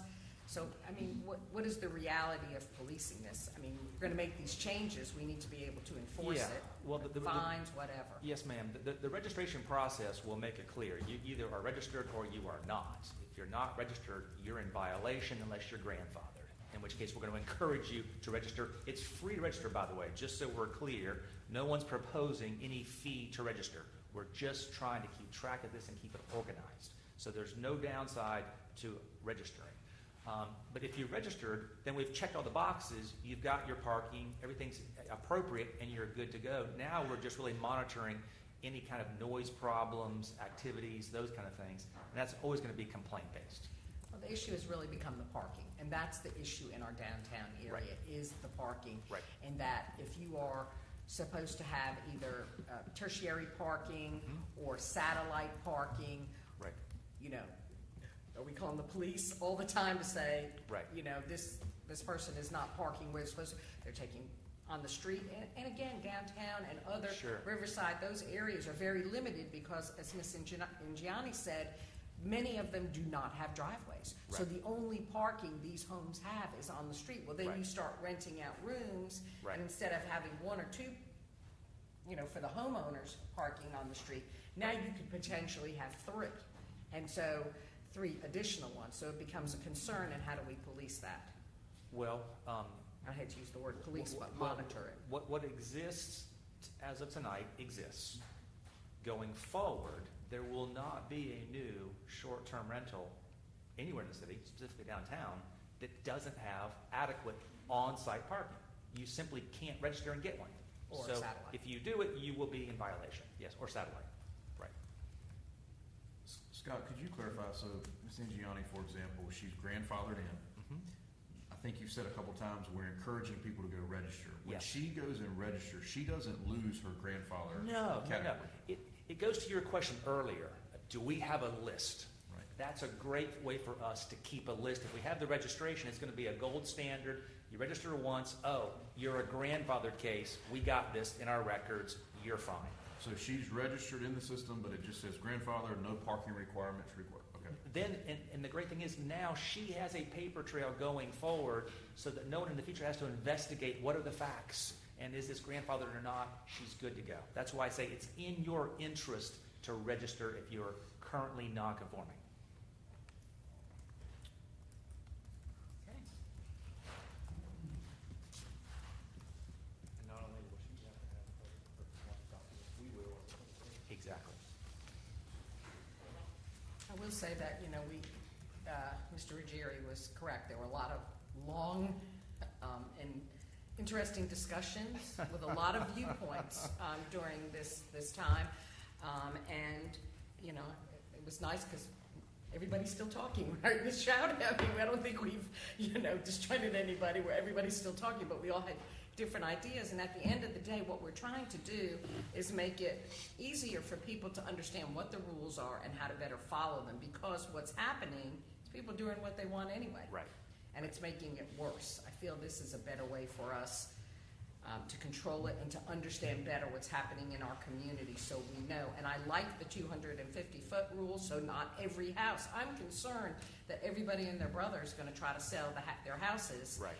to be rented out, and then you have a neighborhood of rental places rather than neighbors. And that's what strong neighborhoods are all about, the neighbors that live there and the value they bring to the neighborhood. So that has been my concern all along, and I just want to make sure that we feel good about this.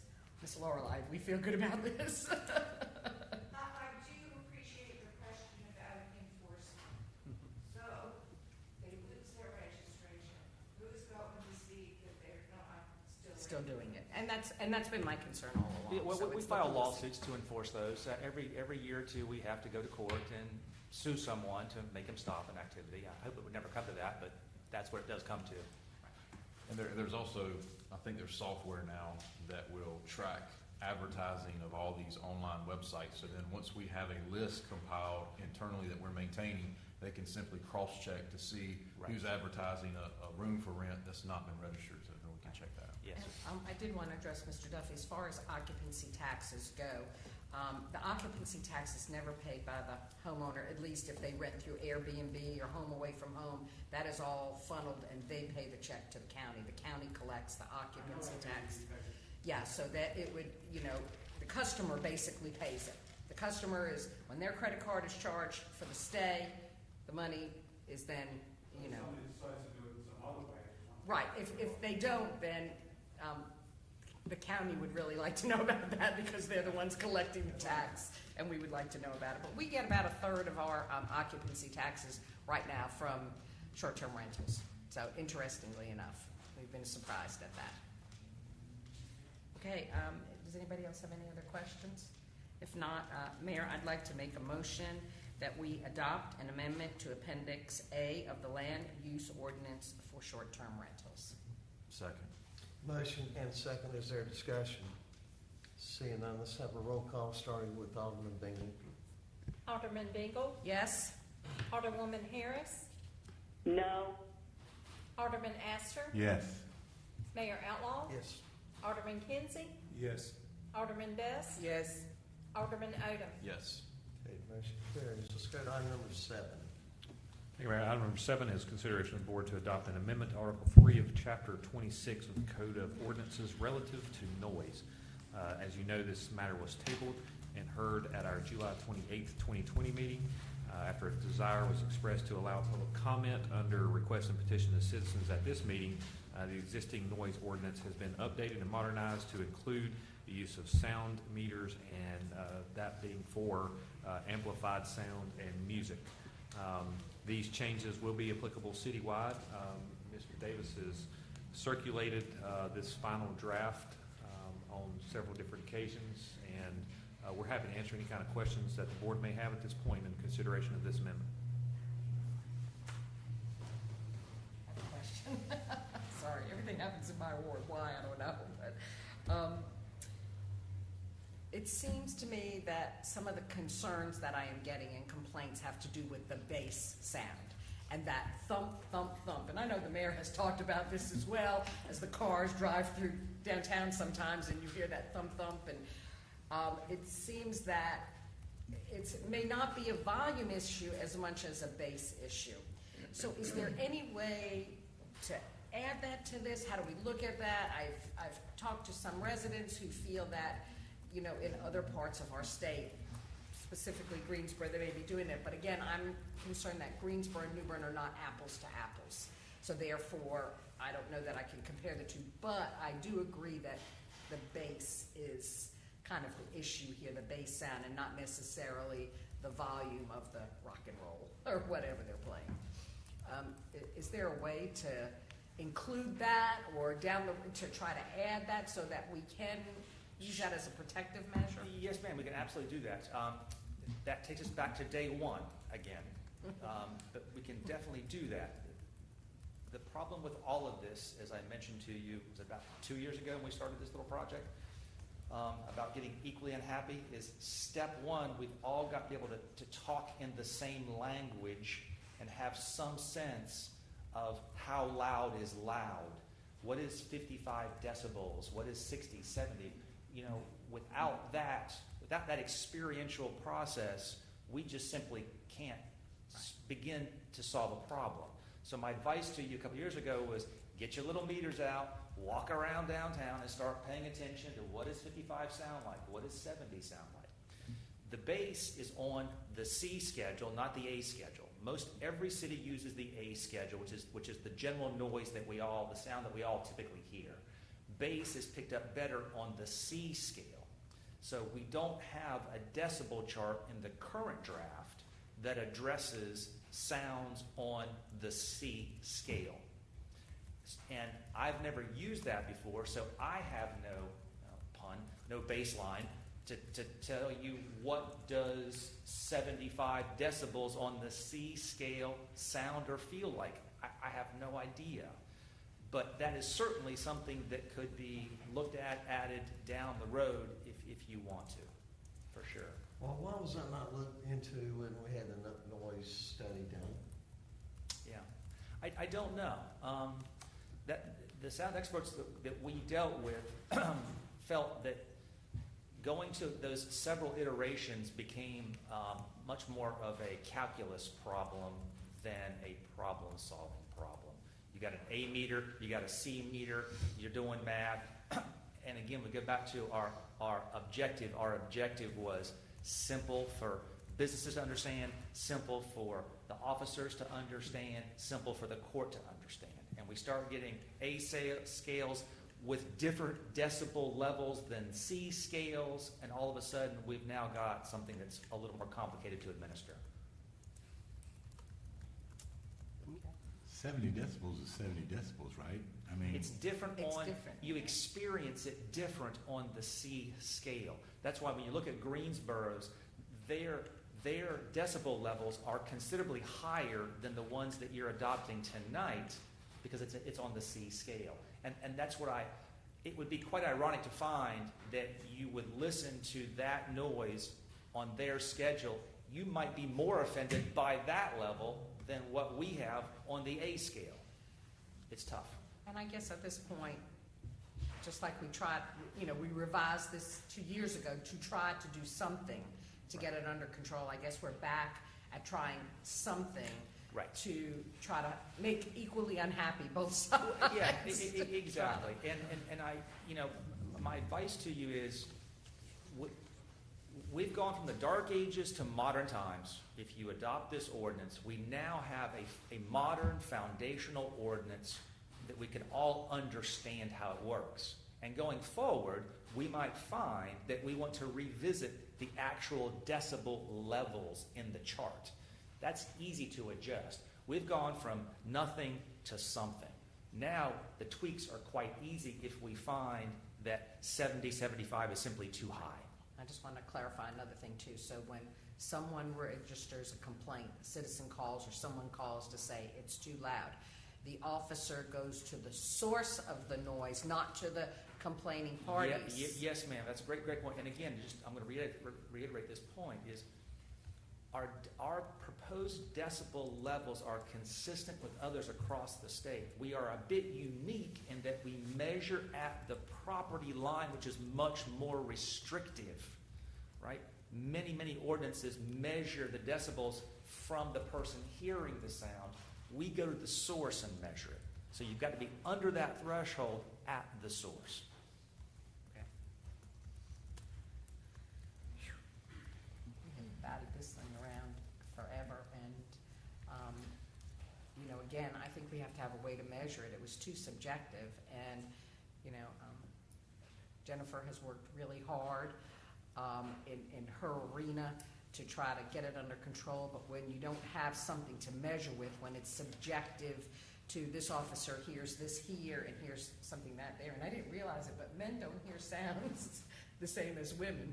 And We've learned, never mind. yeah, I know, that's my husband told me that, but, you know, I mean, I did hear, I heard a noise that he could not hear, and we were like both amazed that it's two different noises, so I think it is really subjective. So if you have something that takes that out, look at you all smiling at me. Barbara, will you help me out here? Anyway, I just think it's better for all of us to have something that is more objective, and you know, here it is. It's 70, it's 68, it's 72, whatever it is, and you can measure from that. And they will take 3 readings. Is that? Yes, ma'am. Am I understanding? Yes, ma'am. It's a giant step in the right direction. And as you guys learn too, in this process, season, time of the year changes. You know, the experience, vegetation in the trees, the wind, the weather, the humidity. All these things really impact how you experience that sound. New construction will change it. So this is always going to be an ongoing process. And this will be citywide. Yes, So ma'am. Great anywhere point. in the city. Citywide, yes, ma'am. Okay, so this one isn't subject to one area. Hey, guys. Those are all my questions. Thank you.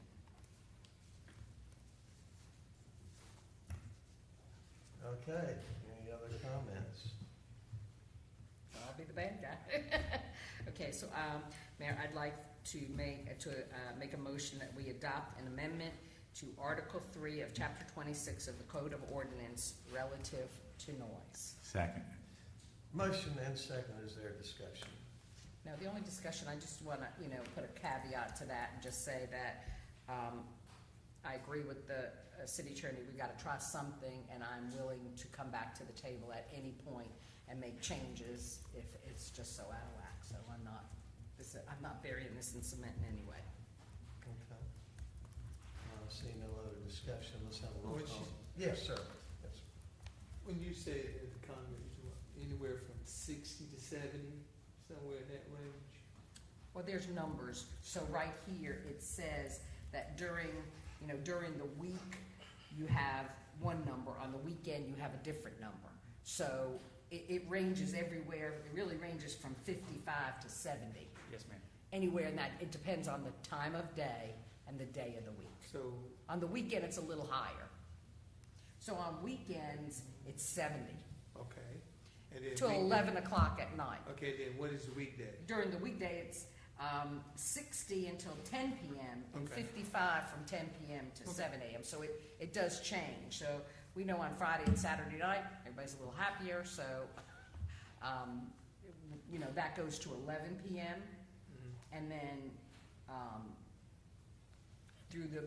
after 11 p.m., it goes down to 55. Got you. Am I correct? I'm just Yes, reading ma'am. off of what. Exactly. Got you. Okay, anybody else? Let's have a roll call starting with Alderman Odom. Alderman Odom, Yes. Alderman Best. Yes. Alderman Kinsey, Yes. Mayor Outlaw. Yes. Alderman Astor. Yes. Alderwoman Harris, No. Alderman Bingle. Yes. Okay, motion carries. Item number 8. Mayor, item number 8 is consideration of the board to adopt a resolution approving updated mission and vision statements for the Parks and Recreation.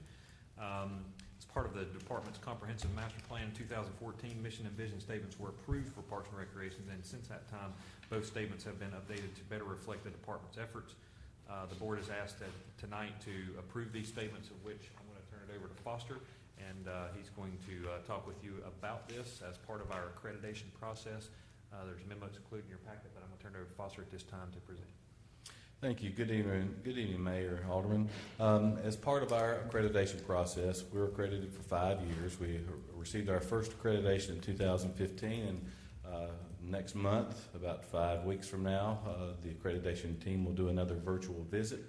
One of the things we have to do is go through a ton of our policies and procedures and paperwork and make sure that we review things. And even though we reviewed the mission statement and vision right after I got here, and we got considerable input from staff on where we've been, where we are, and where we want to go. We felt it was important for us to go ahead and update this mission and vision. And I want to read it to you. Our mission is to enhance the quality of life for all citizens through the development of sustainable facilities, parks, programs, and services that promote a lifestyle of cultural arts, physical activity, and wellness for all. And our vision is to become an innovative, inclusive provider of recreation services that create community through people, parks, and programs. I'm happy to answer any questions you may have. Okay. Anybody?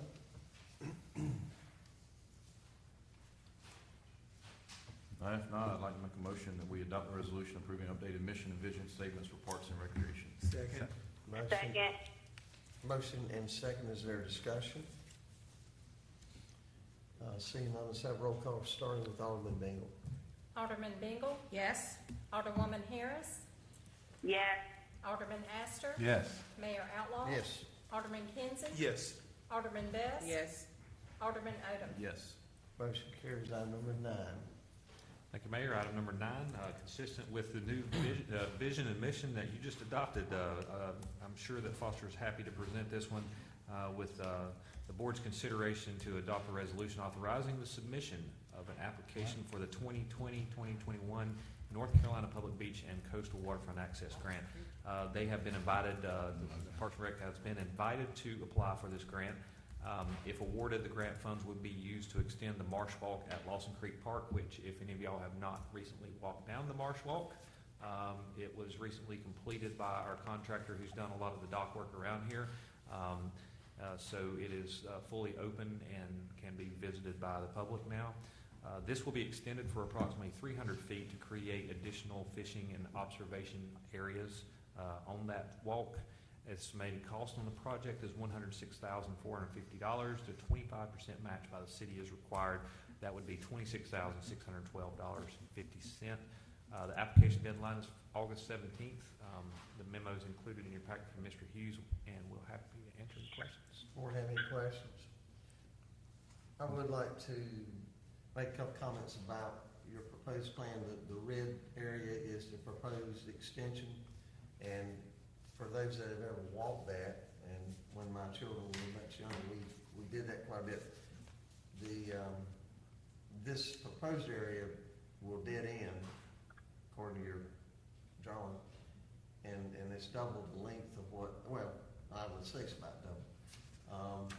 I hope that we encourage the city, if we can and can get it permitted, to loop that thing around as to where instead of a dead end, it would come on back out. And one other thing to add to that, that's a really nice area, and I know it's a very sensitive area, but somewhere along there, if you could extend a dock for viewing out like we have at the Trent Court area, like, you know, that would really be something to add to that at a future date with another grant, or if we could value engineer and incorporate this into what you're doing, that you're getting a grant, that we could make it happen, however the funding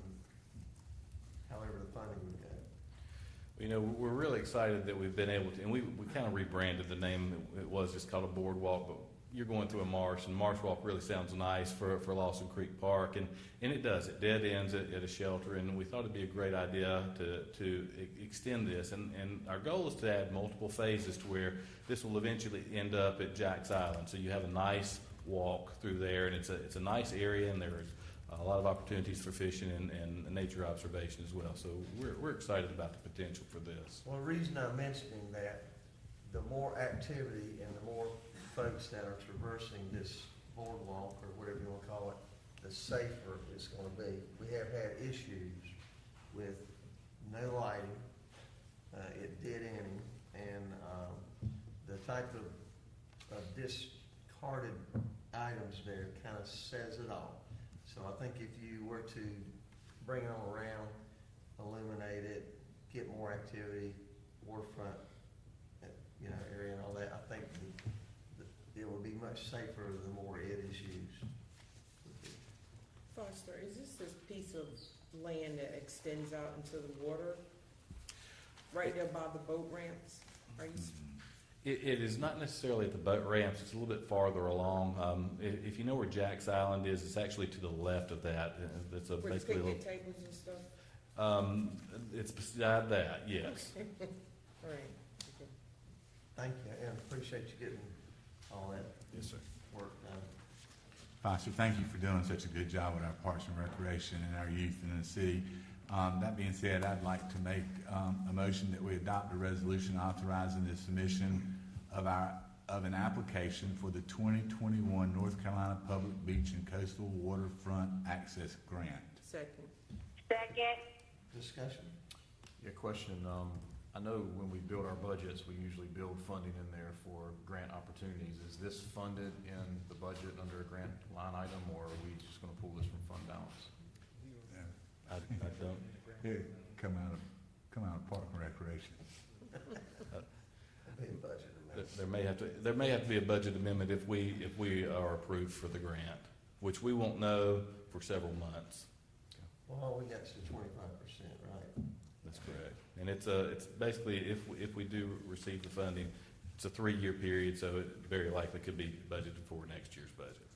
It kind of looks like we have a very good possibility of getting the grant from the amount of money that's available, looks like. Okay, any other discussion? And we do have a motion. Yep. And second.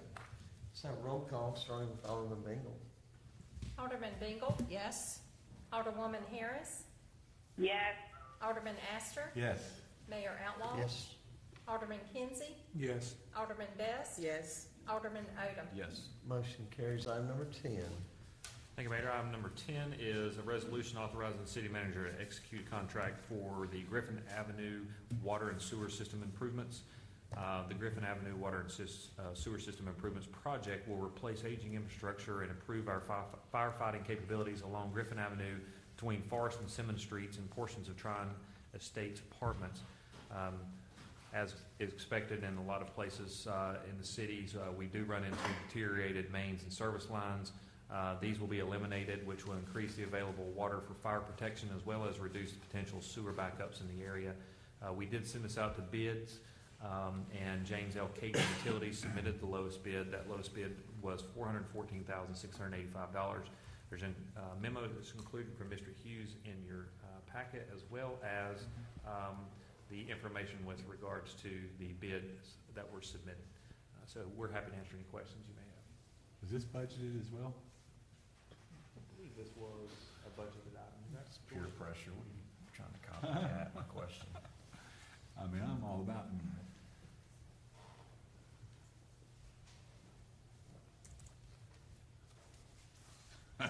Alderman Astor, yes, so we budget approximately $1 million in our water and sewer funds combined for rehabilitation of aged infrastructure just like this. So this project will come out of those $1 million worth of water and sewer funds budget. I knew you had. That's the reason why I asked. Hey, Ms. Mayor, without any other questions, I would like to make a motion that we adopt a resolution authorizing the city manager to execute a contract for the Griffith Avenue Water and Sewer System Improvement Project. Second. Okay, motion second. Is there discussion? Seeing none, let's have a roll call, starting with Alderman Odom. Alderman Odom. Yes. Alderman Best. Yes. Alderman Kinsey. Yes. Mayor Outlaw. Yes. Alderman Astor. Yes, ma'am. Alderwoman Harris. Yes. Alderman Bingle. Yes. Motion carries. Item number 11. Thank you, Mayor. Item number 11 is consideration of the board to adopt a resolution approving a contract with Craven County Board of Education for school resource officers. The 2021 contract for school resource officers at New Bern High School, River C. Fields Middle School, and H.J. McDonald Middle School provides for compensation to the city at a rate of $38,975 per school resource officer to offset the cost of salary and related benefits. The proposed contract that you have before you has been provided by the chief, along with a memo and the contract that we typically execute for the school resource officers in conjunction with the community or with the Craven County Schools. And we're happy to answer any questions. Okay. Mayor, Yes, ma'am. I'm wondering if this is something that needs to be put on hold due to the fact that no kids are going to be in the school and we don't know whether they're going to be in there come the next semester. I feel like it should be tabled. Well, ain't your kids at New Bern High School? Aren't they going 2 days a week or so? No, Chief? No, it's all fully online for the first 9 weeks. I'll speak up, and I'm going to say that this is a situation that if we were to say no or table this, we would be walking away from funding. Even though the officers are not in the school, the county is agreeing to pay us reimbursement. So these officers are still employed. So this is basically, we'd say, no, thank you, we don't want your money because we're not doing that service for you, correct? Correct, but we are doing some work. They're still delivering lunches. We have to escort them with that and any other chore that the principal wants us to do at the school. Are you also using them in the community? I mean, are they working in our community as well, doing other things besides what The they're doing for officers, school? yes. So it's helping to fund having extra patrols? Yes, yes. Just, I'll make a comment, Chief. The county, I know we've had a lot of discussions about SROs over the years. The county makes the decision on which schools they want an SRO at, how that's going to be staffed, excuse me, whether that's internally within the city with the New Bern police officer or Craven County Sheriff. So they're basically coming to us and saying, the county school board says, we want an SRO at H.J. McDonald Middle School. We will pay you X amount of dollars if you supply that, correct? Correct. Okay, thank you. Excuse me, are you saying that they will supply, they're gonna foot the whole bill per SRO, almost $39,000? They're going to pay us $975. $38,975 to put a school per resource officer in each of those schools. All right. And any overtime is also covered That's in addition to the I just wanted people to know that it's being covered by Craven County Schools. Can you repeat that again? So they're going to pay this money to us That to is have correct. school resource officers in the school, and they're not in school right now. Correct. They are still performing duties as the chief outlined. They're still delivering lunches to students who are at home. They're doing other additional duties as assigned by the principal and assistant principals of the school. So there are still duties being that our officers are actually performing for the schools as school resource officers. So this basically is a contract to reimburse us for the work that's being performed by these school resource officers. And that work that you just stated is the work that the school board is suggesting that needs to be done with no kids in the school because they're supposed to be there as a resource for the children, correct? basically the contract says duties assigned by the principal. So from time to time, there's additional things that the officers have to do, such as if you look at this past year where they had the virtual graduations or the individual graduations, officers was there for that. I know now officers are doing security checks, making sure that whenever school is ready to start, that we have done a thorough security check of the school and made recommendations to the school system as to what improvements need to be made and other things like that. So we're getting reimbursed for police officers to pass out lunches. I'm just trying to understand, because to me, I feel like there's no school right now. It's virtual. Even though we would be receiving this money, it's still a discussion, especially with everything that's going on in the country. It makes more sense for us to be able to put resources towards the infrastructure of the school in dealing with the children instead of having, police officers when there's no school going on. I don't think that's a good, I don't think we should just take the money to have them passing out lunches. Well, Alderman Harris, this Alderman Best, we're talking about 9 weeks of not being in school. So I don't see where we could really deny getting funding back from Craven County, because what's going to happen after those 9 weeks? We don't know. Our kids and that's the reason could be why back in school.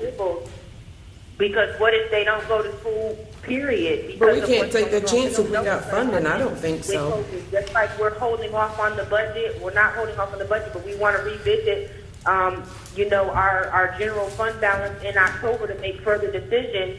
We have to think about what's going to happen. The cases are going up. We just had 2 more residents from Craven County pass away. I don't think it's, just because the money is coming to us, I think that it could be put on hold across all platforms. the school board and the county commissioners. It makes no sense to make a decision on something like this and they're not in school.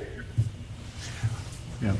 They're laying off, or they're, there's bus drivers that were passing out lunches that supposedly are no longer going to be able to get that funding, but we're going to pay police officers to pass out lunches? No. I have an additional question. Alderman Harris, thank you for bringing that up to the chief. We voted the contract was from the school year. I mean, aren't we already in the contract, or is this a new contract starting as of this school year, which is supposed to be the end of August through the end of June? What is the contract date? Yes, there are two contracts. Okay. There's one contract that's calendar year from January to December, which the board has already passed. Approved, correct. Yes. This is the school year contract, which just includes the two high schools, the high school and the two middle schools. And this runs for the school year, starting in August through June.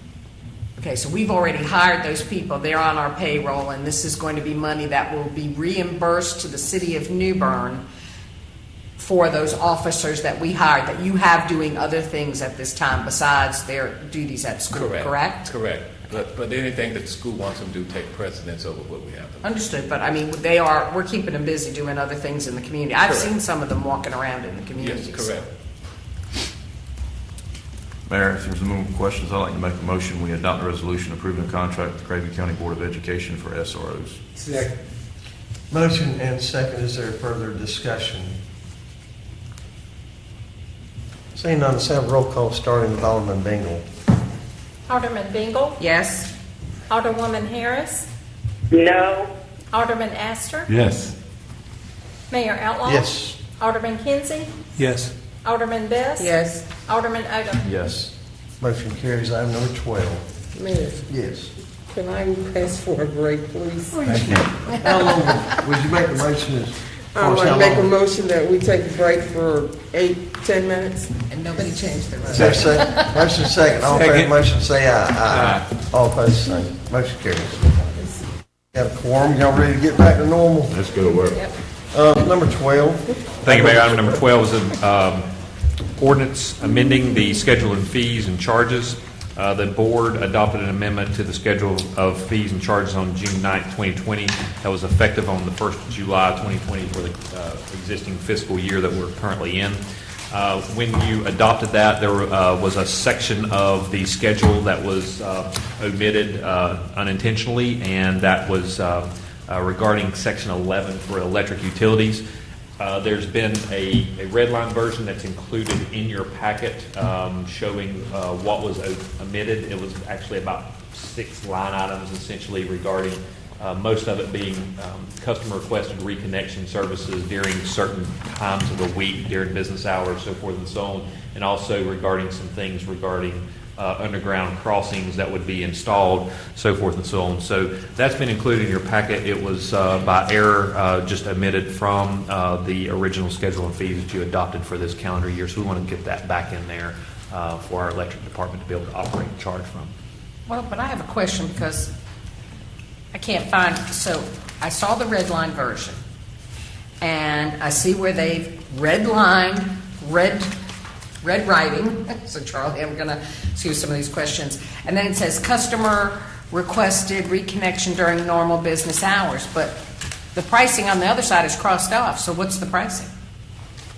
Do you see what I'm talking about? I'll have Charlie come up and speak to that. And, you know, I see all this red addition here, but it's crossed off, so there's no pricing to it, so. Correct. I'm proposing to eliminate that from the schedule and not charge for that. So no charges for what we're seeing here? Okay. So that's where I was confused, because I thought something was missing. Yeah. And well, normally, you know, and so I think. So I got another question then. If we're not going to have a fee associated with it, why do we have to put it in the schedule fees, table? Yeah. It could be completely omitted. So it was omitted when we adopted it, so I'm just confused why we're bringing it back to add a line item with a $0 amount. So why can't we just leave the schedule the way it is? The changes were omitted. Oh, so we've adopted it with these items in there, and you're proposing to take them out.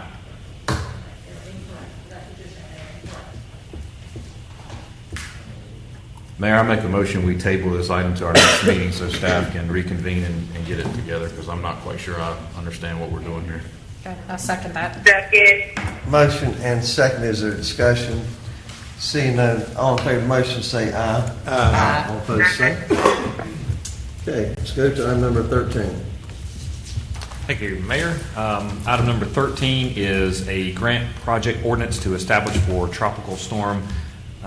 Good. Forgive me on this one.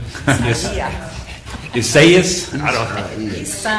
Isaias? Yes. We call it. We at the EOC we call it Izzy. Actually, we renamed this whole storm Hurricane Charlie because we figured it was going to be an electrical event anyway. So, but we want to establish the Isaias Fund to allow us so that we can appropriately account for the costs associated with the expenses that we had during the storm. It allows us for easier accounting whenever we go through our reimbursements with FEMA.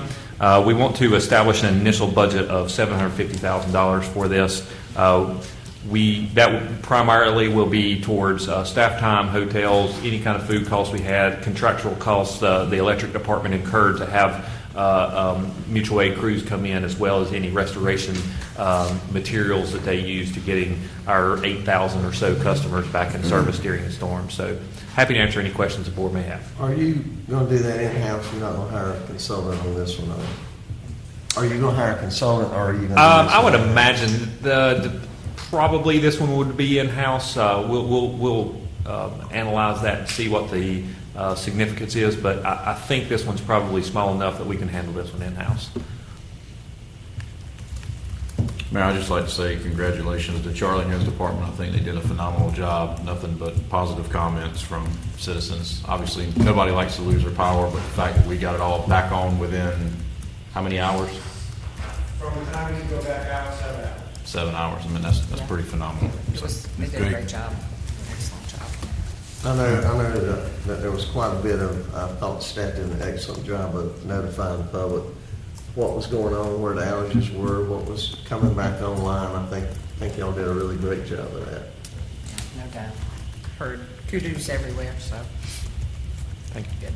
Mr. Mayor, I'd like to make a motion that we adopt the grant project ordinance to establish the tropical storm that just occurred fund. Isaias, man. Isaias. I'll second that. Okay, you have a motion and a second. Is there discussion?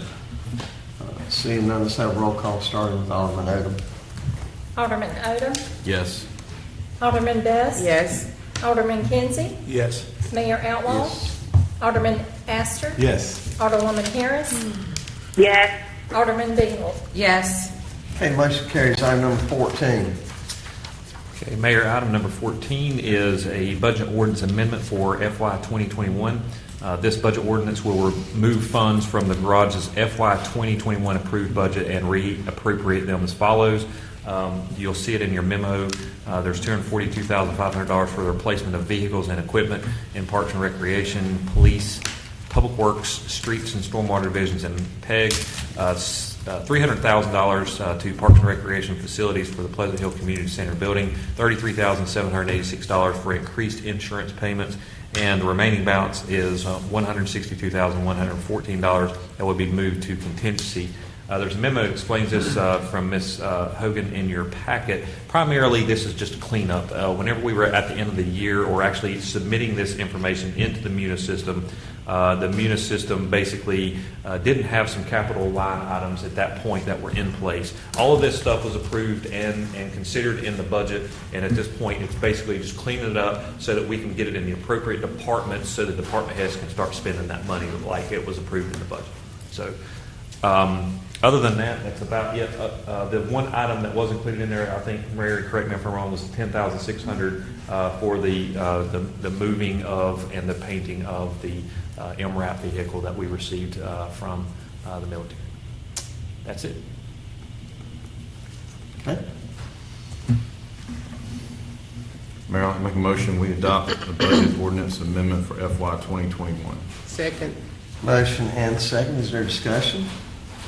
Seeing none, let's have a roll call starting with Alderman Bingle. Alderman Bingle. Yes. Alderwoman Harris.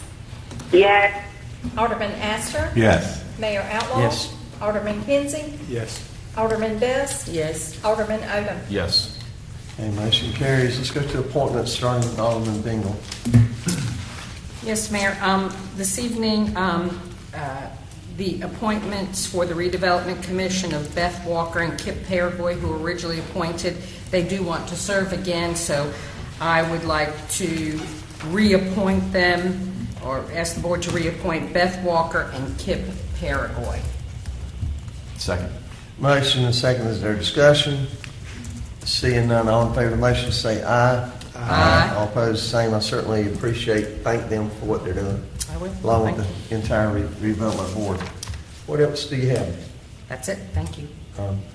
Alderwoman Harris, None at this time, Mayor. okay. Alderman Astor, Not a thing, sir. Alderman Kinsey, Not anything, sir. Alderman Best, Nothing tonight. Alderman Odom.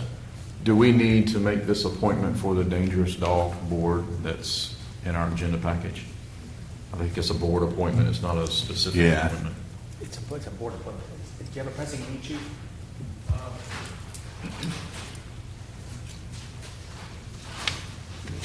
We do need the board, and we have 2 members that have volunteered. We still need a 3rd member, so we can wait till we find a 3rd member unless you have one Okay. already. Do we need to appoint these two, though, Dr. Stallman and Donna Baker? Do we? I think need we to? should appoint them Okay. before they change their If the mind. board- Go for it. Was that your motion? That's my motion. Second. Not the part about before they. Okay, you have a motion and second. Is there further discussion? Seeing none, all in favor of the motion, say aye. Aye. All opposed, same. Any other appointments? Let's go to the attorney's report.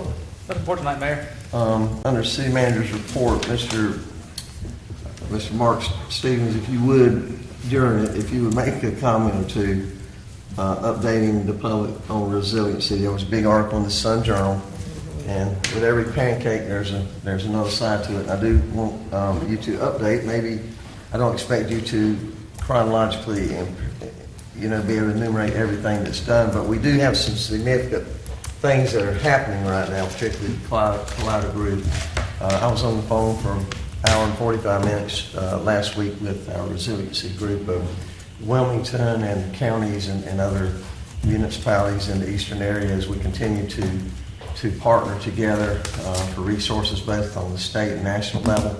A lot of discussion about Highway 17 and I-40 and Highway 70 at Kinston as to when the big one hits next time, being able to get resources in.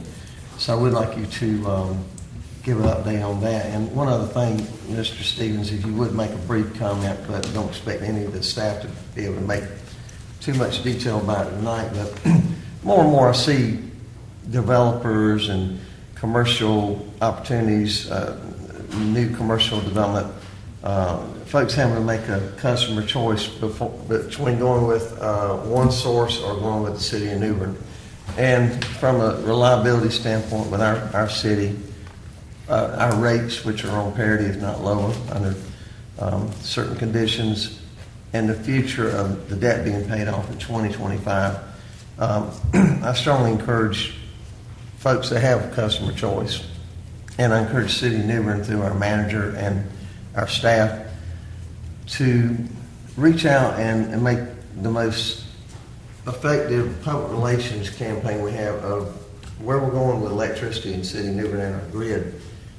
Because when we get off that debt in about 2025, not that we're going to just go out and have a big party, but again, it's going to give us an opportunity from a rate stabilization standpoint, from a service standpoint, from all the components of that department. It's going to be one big plus, not only for the city of New Bern, but for the 32 members of the Power Agency. So if you could make some comments on those items. Again, I don't expect any of you to be able to make too much on that, but the big news is that in 2025, we're going to have that debt paid off. And I don't know, Charlie, what the payment is right now, but it's going to be another win-win for our customers.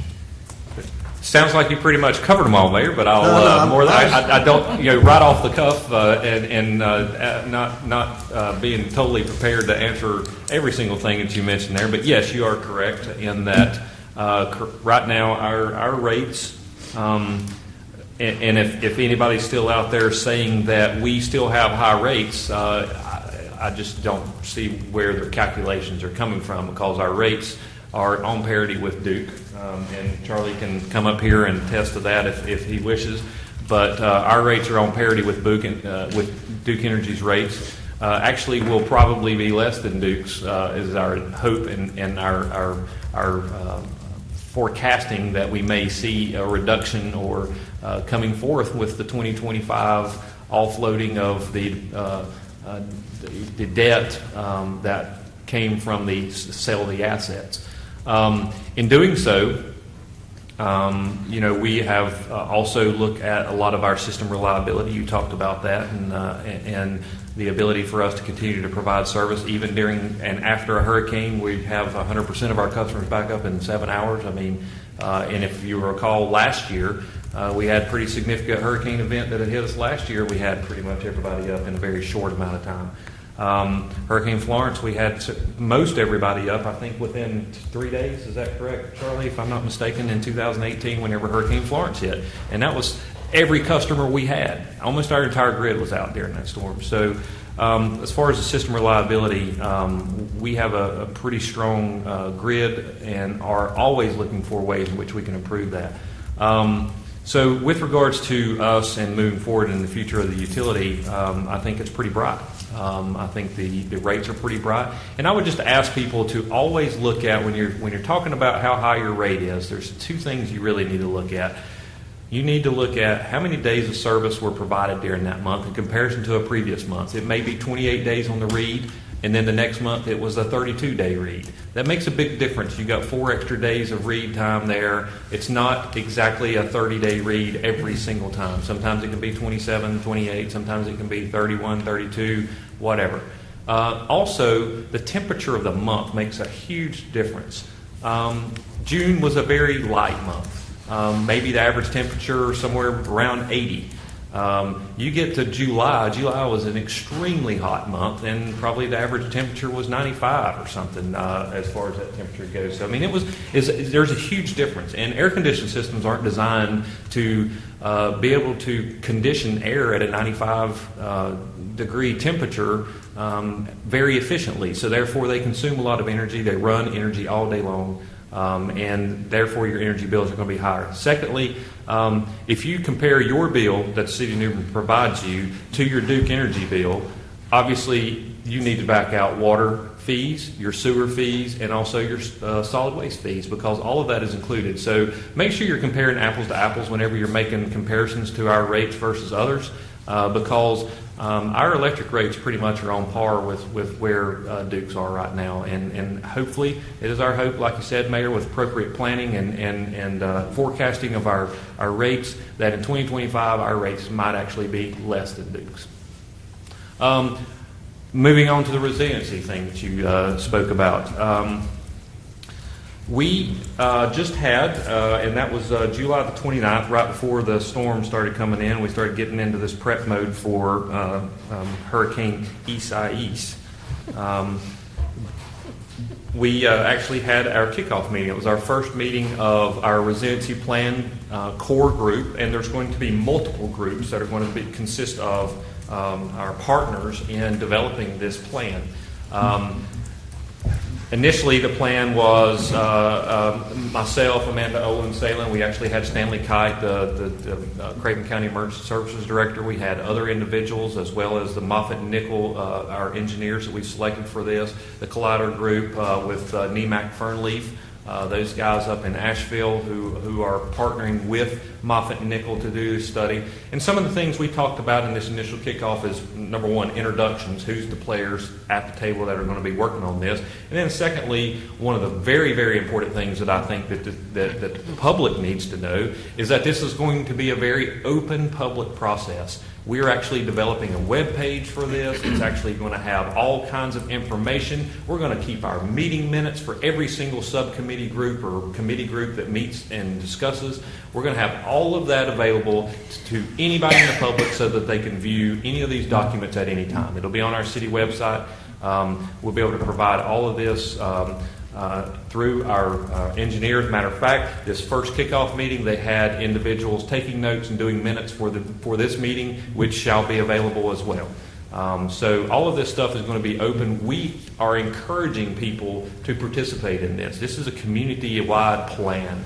This is going to be something that we hope will make us build back better and also be more resilient for not only hurricanes, not only flood events, but any kind of events that this city may incur during its future. This is a planning document that may be a 30 or 50-year plan. We're talking about possible changes in building materials. We're talking about how we build as far as elevations. What kind of practices do we do?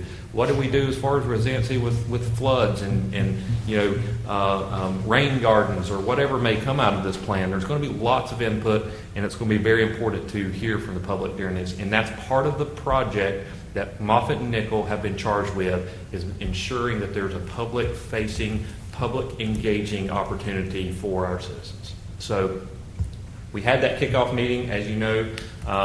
It is I'm pretty sure it's 100% fully funded now, Mr. Ruggieri, is that correct? The plan is fully 100% funded at this point. So once we get some of these concepts and ideas that come from this plan, we're going to be looking to try to go get grant funds so we can implement these. Margaret's sitting right there. She's been writing a ton of grants for us, been awarded a ton of grants. We're going to be going to seek more money from folks so that we can actually implement some of these resiliency initiatives that will come out of this plan. So that's kind of where we are. It's unfortunate that we hear that government is not participating or taking a proactive role. I beg to differ. I think that New Bern is actually taking the lead role in what we're doing.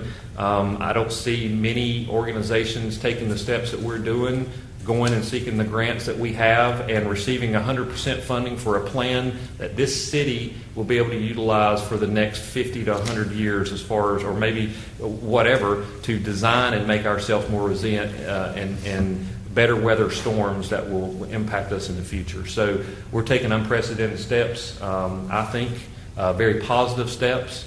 And I'm very happy with where we are right now. And I will tell you that even the Moffitt Nickel and the Fernleaf NEMAC group folks said that they are super excited to be working on this project with New Bern and that we are being very proactive in our works. So, I think everything that staff's doing, and Margaret, the grant writing that you're doing, and I think New Bern, as you said, is taking a leadership role in a 50-mile radius, and we encourage other communities in the area. This part about the county and the city not partnering. Like this last week, we were on the phone with a Zoom call. Yeah, no, they did a great job. And as I said, the kickoff meeting, Stanley Cott participated. He's the emergency services director for Craven County, so he's going to have his input, obviously, put into our plan. I appreciate everything the county's doing, and the county is one part of government, and the city's a different type. And again, I think that there's a lot in this for the New Bern proper area. And again, thank you for what you're doing with the staff and everything. And we're going to continue to have a lot of very promising things to make the public aware of in the future.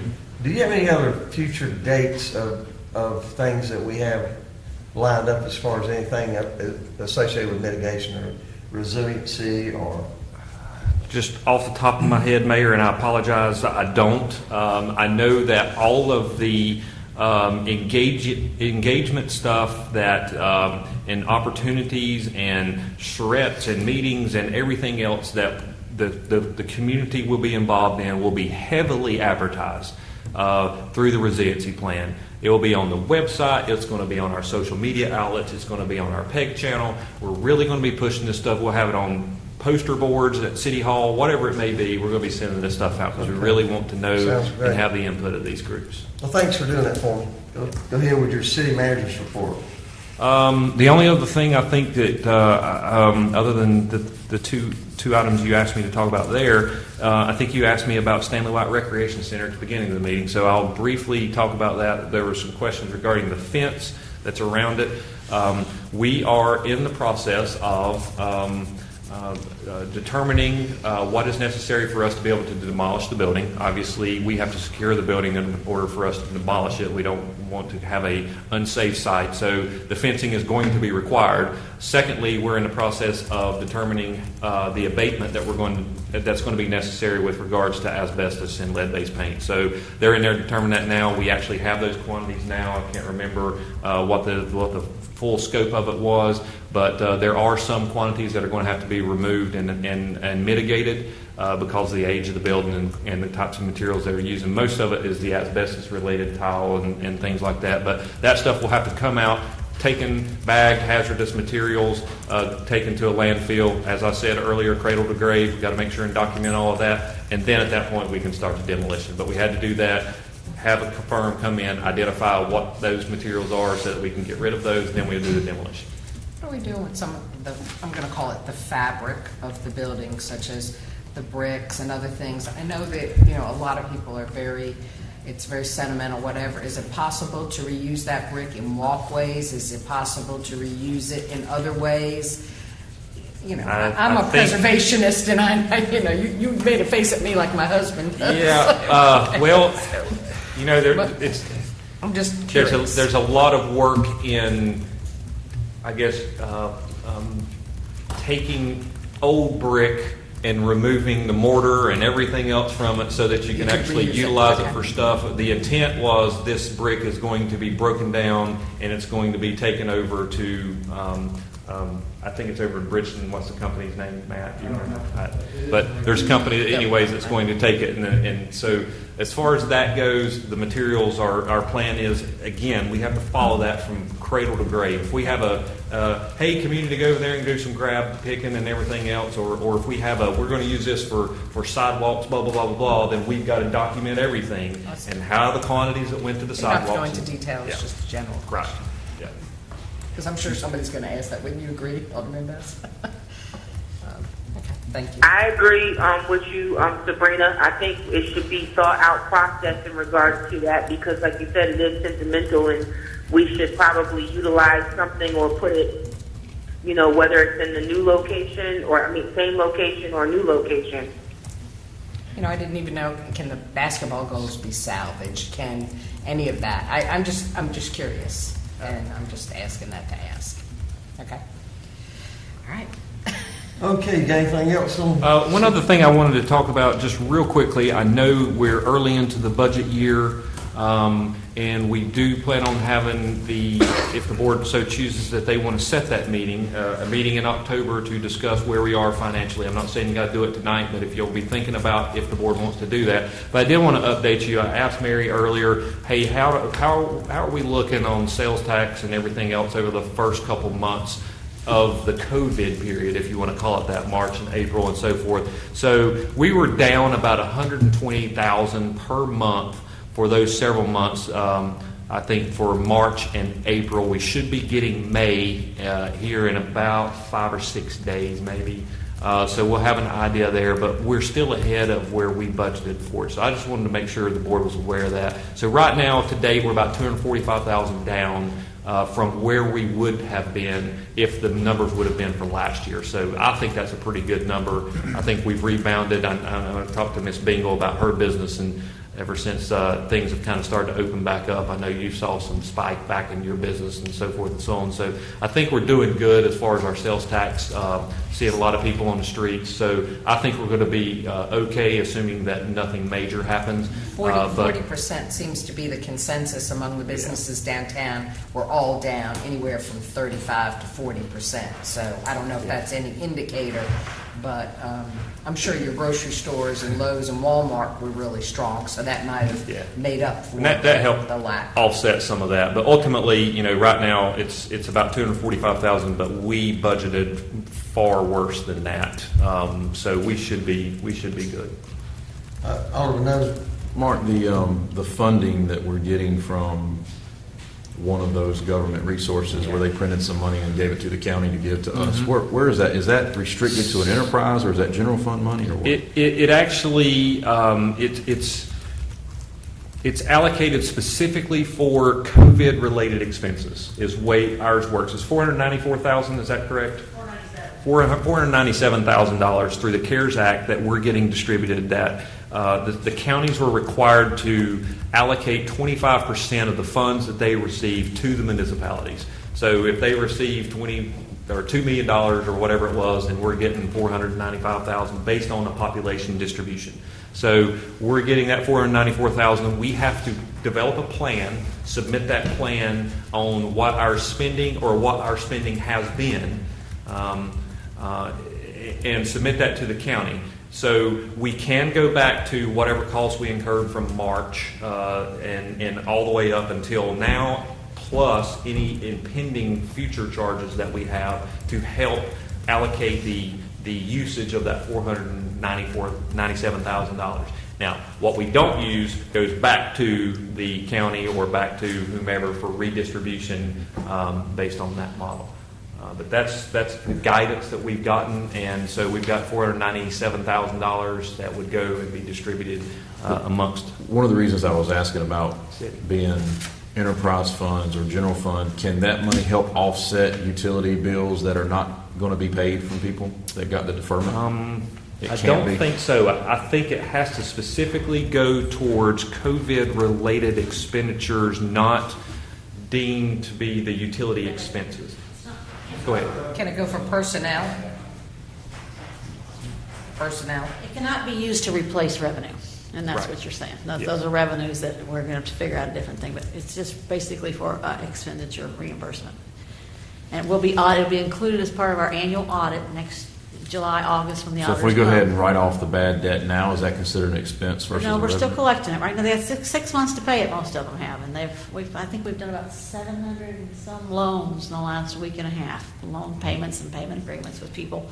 So currently it's not bad debt. 6 months from now, we'll know what it is at that point. But We had a big surge, last week of people coming in making payments. I Would it think be reimbursement though, such as if we put, I don't know, police, fire, some of our employees overtime Yep. or additional services, it would reimburse that, correct? Employee salary expenses are definitely included, and we have been tracking those since March. Yep. Also, if an employee's out for 2 weeks, by law, we pay them if they have to be quarantined, if they've tested or they've been exposed. any materials, So those salaries are going to be Masks. reimbursement, yeah.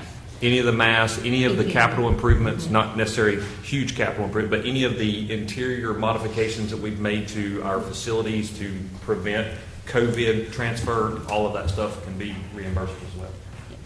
But we won't really know until the auditors will audit next year when they come do the 2021 audit, and they'll determine, did we spend the money on appropriate, and if we didn't, then that's when they'll ask us to pay it back. So we're just going to hang on to it till then and try to see what our expenses come out to be. We'll make sure we have more than $497,000, just so that we can, in case they have something they don't think. Mark, with this being said, my question for you tonight is, when are we going to open up our public spaces? I've had several requests from people, either that needed to do something at utilities or city hall business or something.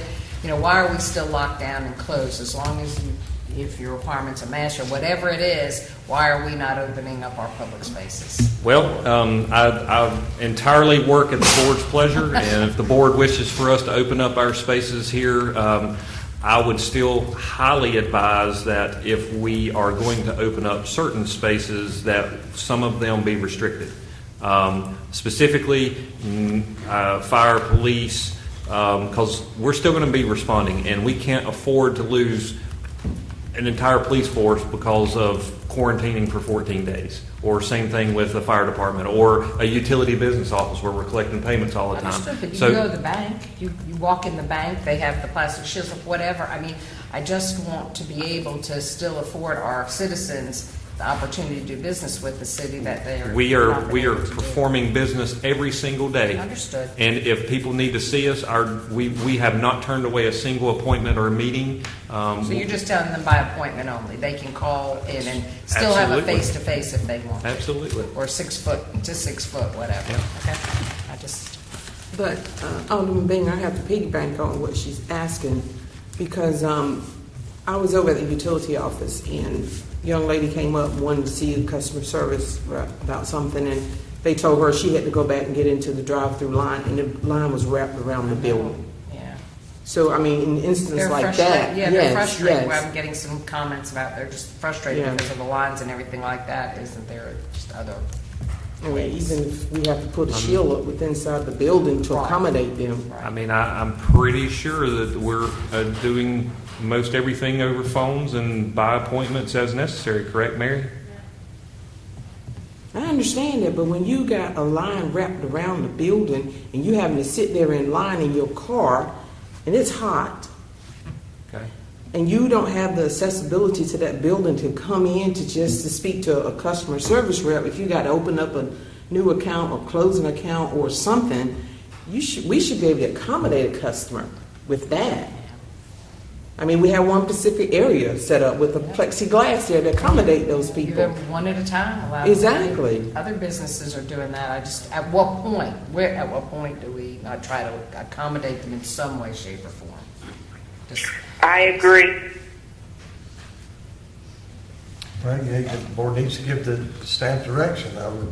I wouldn't recommend in any way violating any executive orders or anything, but at the same time, if you have some policy direction you want to give the staff, you need to be doing it. Well, let me ask this question. Is there any other public building within our city that we accept monies that we have a long line of people waiting, other than utility office? That's pretty much how it. are they handling it, permits, Well, I permitting? mean, Are they're coming into the building, still- but they stand behind the shield or whatever to do permits? Okay. So we have an area out front, we have a little lobby essentially, where we have a table set up with instructions for people that just want to leave checks and permits and plans, and we kind of cycle them through. Public Works just finished completing we have kind of a new facade now where it's pretty much solid, it's controlled access on each side, and Janie has a window, so now people can come in and, we can just pass money underneath, just like the tellers would at the business office. But we've been operating essentially closed to the public since the beginning of the COVID phase 2, essentially. And we just cycle. We just go and people come in. Of course, they open the door and ask questions, or they'll call from the parking lot to answer questions. But we don't have a lot of face-to-face. That's Unless because they're invited in for a that's meeting. because you don't collect a lot of money like the utility office. Well, sure. I mean, we collect money, yeah. We But it's not the... not all day long. I mean, Exactly. Yeah, it's a couple $1,000s a day. Mm. Art, would you look into seeing maybe what you could do and report back to us? sure.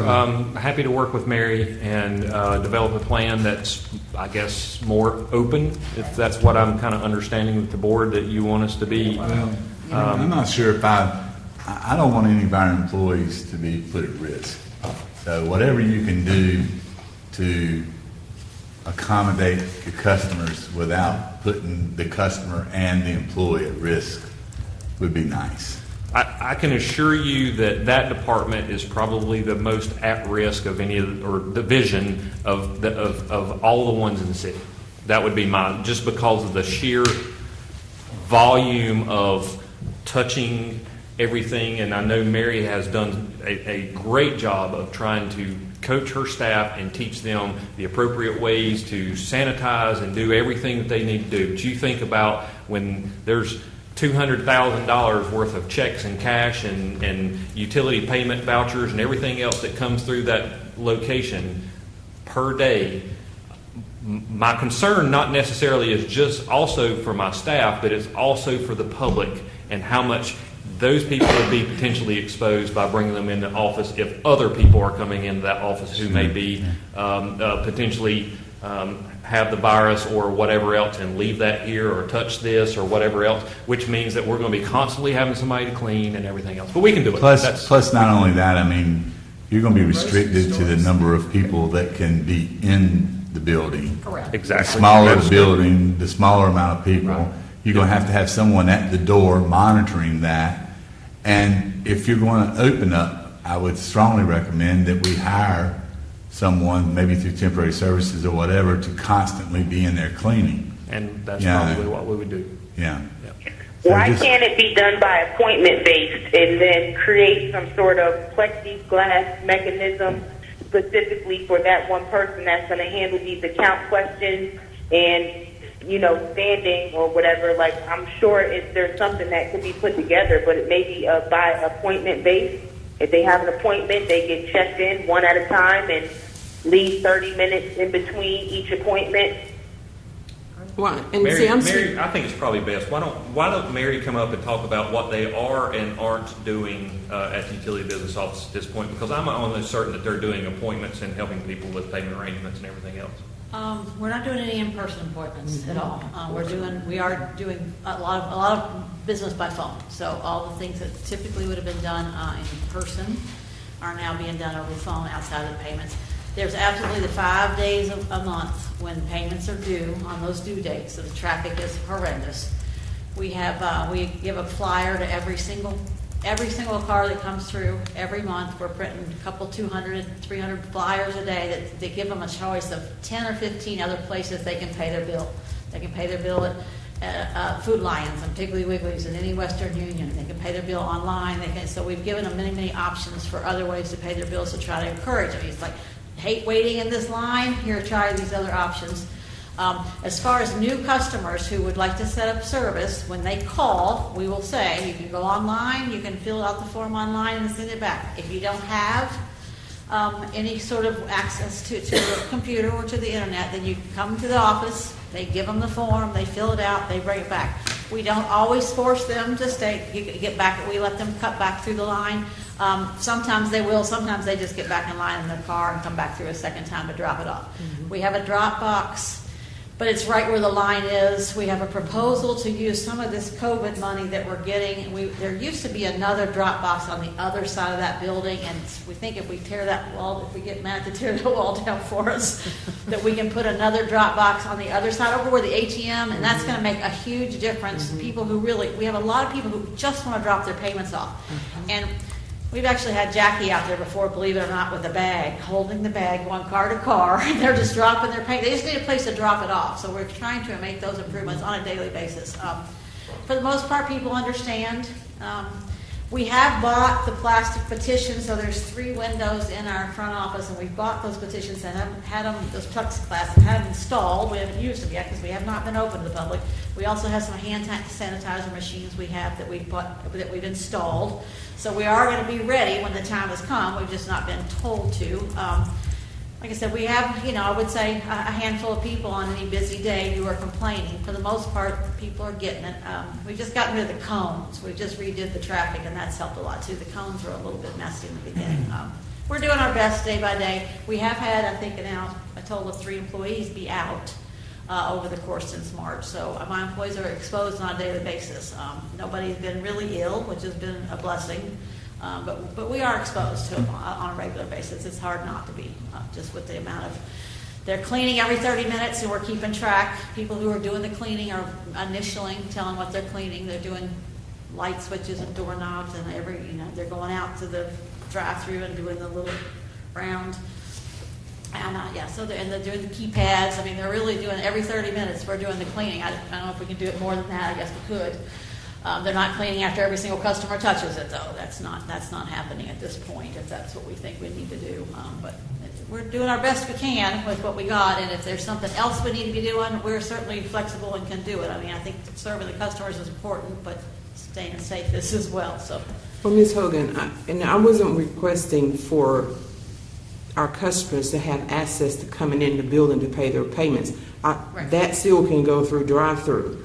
But I was wanting, I think it would be best beneficial for our customers, those with new accounts, closed accounts, whatever the case may be able to come inside and have access to one person right. behind the plexiglass to accommodate that customer with their needs. Yeah, that doesn't sound unreasonable. Yeah, that's all I was asking for. The payments can remain outside. Try to figure that out. And I agree. I just, we're sending them to other places to have contact with people, so is it okay for the other people to be sick then? You're sending them to, what did you say, Walmart or other places to make their payments? We're just trying to alleviate the traffic. I understand just the numbers, but I would like it if we could at least accommodate, a one-on-one basis, like Alderman Best said, where you would service that customer behind plexiglass, following all the rules, certainly, and, not allowing hordes of people into there, but We'll come up with a plan to try to do that, Yeah. and we'll update you at our next board meeting That'd be great. to let you know of our progress. Thank you. Alderman Odom, do you have something? No, sir. Okay, new business with Alderman Odom. Sure. Few things. So Attorney Davis and I have gotten to forge a pretty good relationship since this COVID stuff hit, because I've been receiving a lot of questions and comments and concerns from citizens about the city's place in the hierarchy, if you will, for administering and enforcing executive orders. I heard on the way here to the meeting tonight that there was a lawsuit that the lieutenant governor had filed seeking an injunction against the executive orders that the governor has issued. That lawsuit wasn't decided, but it was basically allowed to move forward. So I think the lieutenant governor was seeking an immediate injunction to say the Governor Cooper's executive orders are not official or not legal because he did not seek concurrence from Council of State. So as of right now, the legal answer, correct me if I'm wrong, is the governor's executive orders are still considered law because he's granted that authority through the executive order powers. Okay. Yes, sir. Mr. Stevens, Mr. Hughes, if someone could clarify and explain to the public why the decision was made versus wrapping our park amenities with tape, caution tape, to keep the public away from them because they are supposed to be closed as per the executive order, why the decision was made from a staff standpoint to remove the basketball hoops and take the swings down. Okay, Alderman Odom, the decision was made to be in line with the governor's executive order, which specifically spelled out playgrounds be closed because of the high probability of spreading the virus for that. So we are following in line with what other municipalities are doing with the playgrounds themselves. We've never closed any of our parks, and that's one of the things that we see on social media about open the parks. All the parks have been open, and quite frankly, we've seen a lot of use in our parks. Playgrounds are still closed until the governor states otherwise. We've taken down the basketball goals as well because it's high congregation of folks that are in close proximity to one another. So right now, based on executive orders, we're not able to do football. We're not able to do volleyball. We may not even be able to do basketball this fall until things are released. Baseball is one of the things that are currently being able to take place. However, we've got the maximum capacity of 25 spectators per field and up to 25 players per team for baseball. So we've got all these different things we've got to follow. That's why. Thank you for we're that adhering to those clarification. orders. Mr. Attorney, I asked you if the majority of any municipality or county disagreed with an executive order, the process that they would follow would be to essentially sue, which is what the lieutenant governor did. Yes, sir. Which essentially got nowhere today. Yes, sir. Exactly. I appreciate that information. My next topic would be thank you, Foster, for the chief. Chief, I've received, Mr. Mackerel sent me an email last night. He's a constituent of mine, but I'd also heard from some other folks that expressed some concern over the MRAB machine. And I was hoping that you could provide some clarity around that, what the intended purpose is. Is there going to be a policy that's going to govern when that piece of equipment is not used? And also, if you could share with us what other neighboring municipalities and counties have done with that. Yes, I've done some research, and in the state of North Carolina alone, there's about 35 MRAPs in the state, and the police equivalent to an MRAP is called a Bearcat, which was what the police department wanted initially, and that costs upwards of $200,000. And there's another 20 Bearcats. So speaking of about 55 of those vehicles in the state of North Carolina now, and the basic use is to protect officers as they do their job. There are times that we get calls where a person that we have to arrest has made the threat that they will not go alive and that they plan to have a shootout with the police. And the only protection we have is our police cars, which we all know a vehicle cannot deflect bullets. So the MRAP will be used in those rare incidents We've had at least 2 or 3 within the last month here in the city alone that we had to try to scrounge up and find a bearcat at that time. Also, another use for it would be during floods. The vehicle, as I understand it, can go in 3 to 5 feet of water. We will not be using it for any type of protest or any type of civil disturbance, and that will be in our policy. Yeah, you know, as I was reflecting on I can understand this public's concern about this because I wouldn't expect them to know, and I would expect them to have some concern. But if you realize that down through history, the police department has been struggling with what tools to use as to perform our job, from vehicles to sidearms. We have sidearms, we have pepper spray, we have tasers, and all these have been controversial. The key is training officers the proper way and trusting us to use it in the right situation. Because just like our firearms, we rarely use them, but they're necessary when we need them. And that's the way I would anticipate the MRAP to be. Okay. Thank you, sir. I appreciate that clarification. And then the last thing I have sort of takes all of that and packages it together. And Mr. City Manager, I know that we've had Hurricane I, we've had pandemic, we've had a lot of things, but I was curious if we have been able to make any progress with the Citizens Academy, because oftentimes when we get these questions, or at least from my standpoint, if there was some methodology that we could explain to folks, or they could go through, even if it's an online virtual situation, where they could learn that, for example, cities can't loosen executive orders from the state level, we can only make them more strict. We could also, I know Citizens Police Academy, I'm sure, is going to cover the MRAB and Bearcat situation, but you know, it would help with the communication with those in the community. If you're concerned enough to where you reach out to an alderman to express your concern, then I would think you would probably be informed enough to where you would take a little bit of time and invest your time into something like a Citizens Academy. So I was just curious. Great question. If it probably weren't for COVID, we probably would be lining ourselves up for our first Citizens Academy. I'm surprised the door hasn't opened, because Colleen has been kind of put her charged with putting together the program, so maybe she can come out here and give us a little update as to where she stands with it. But most likely we would have already selected folks or had an advertisement for applications for people to sign up for one of these. But I know Colleen's been working with this Citizens Academy for a while now. I have met with and spoken to every single one of the department heads to talk about what kind of information they would bring forward.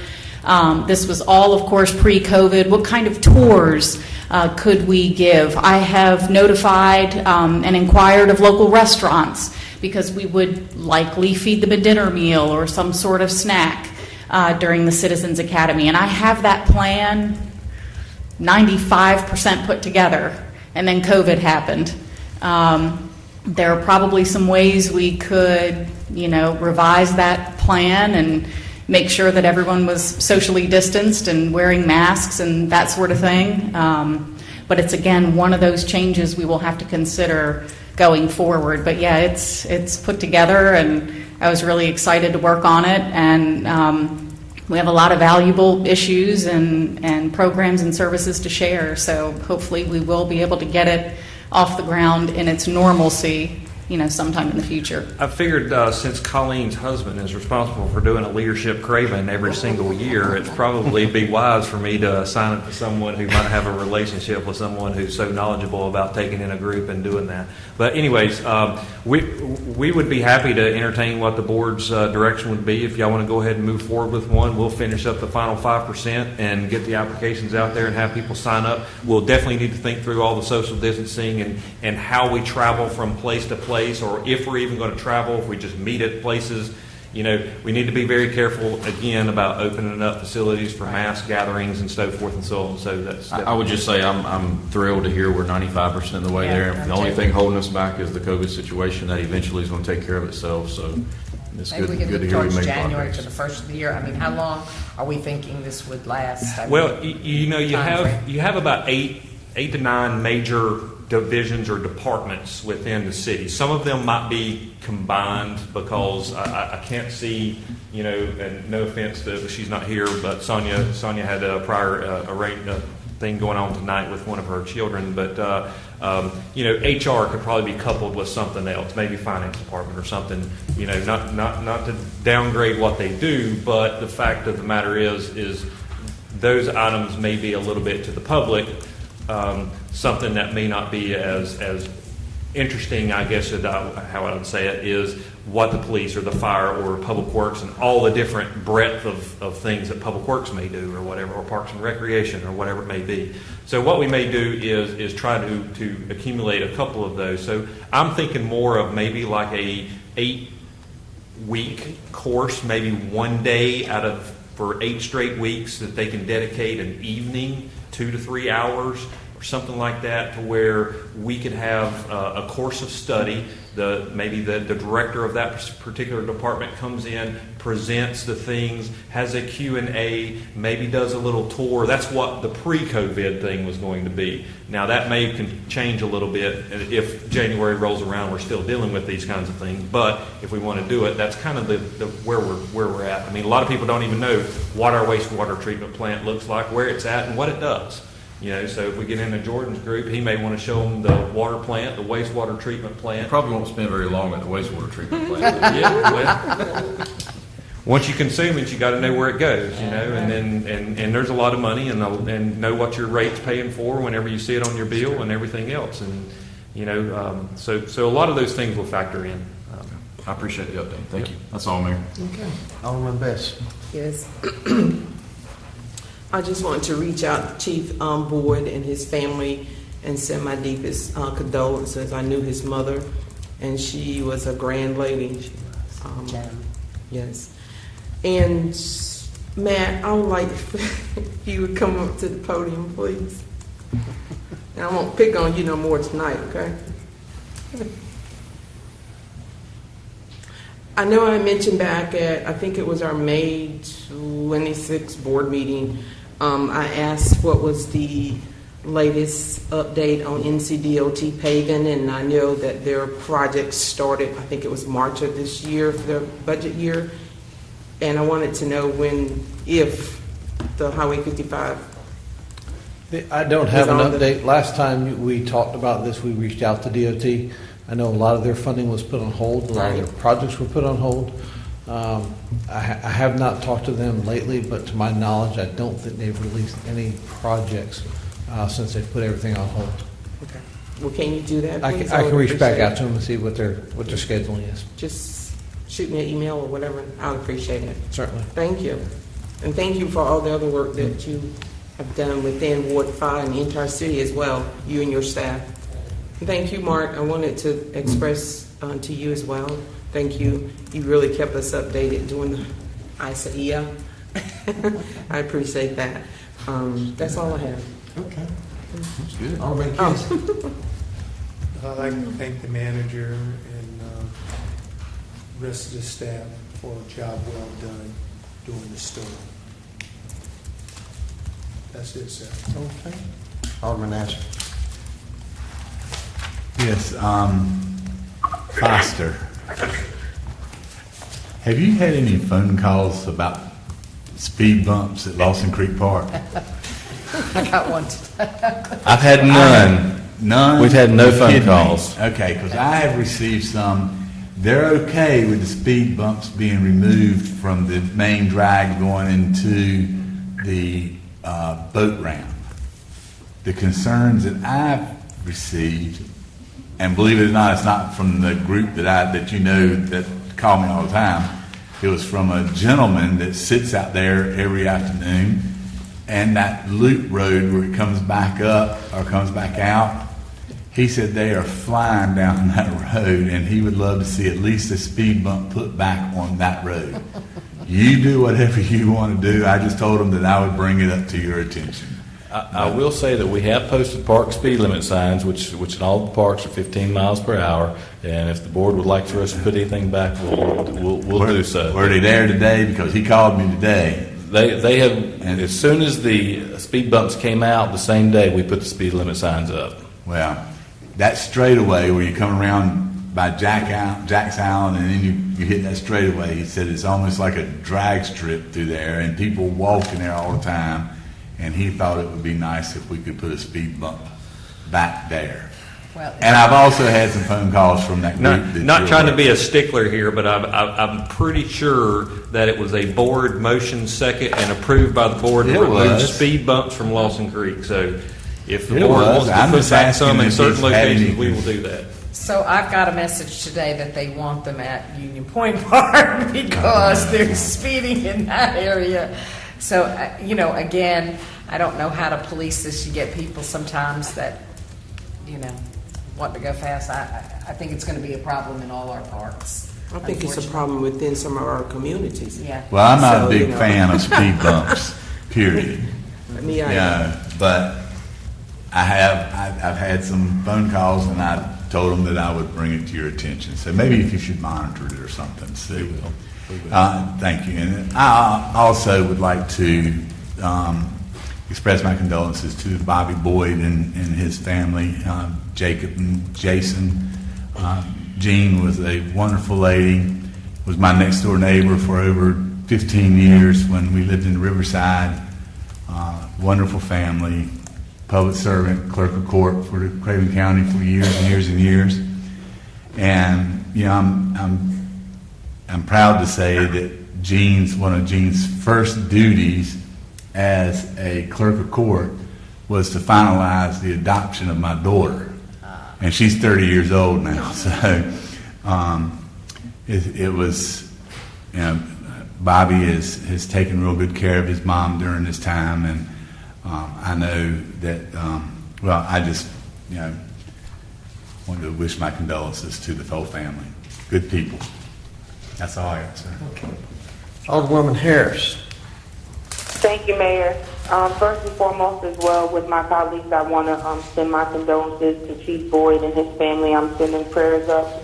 Second, I just want to thank Mark and the rest of the team on an excellent recovery in regards to Hurricane or Tropical Storm I. And then I just want everybody to be aware that the Stanley White Advisory Board Committee is meeting Tuesday, August 18th in City Hall. The meeting will start at 6 p.m.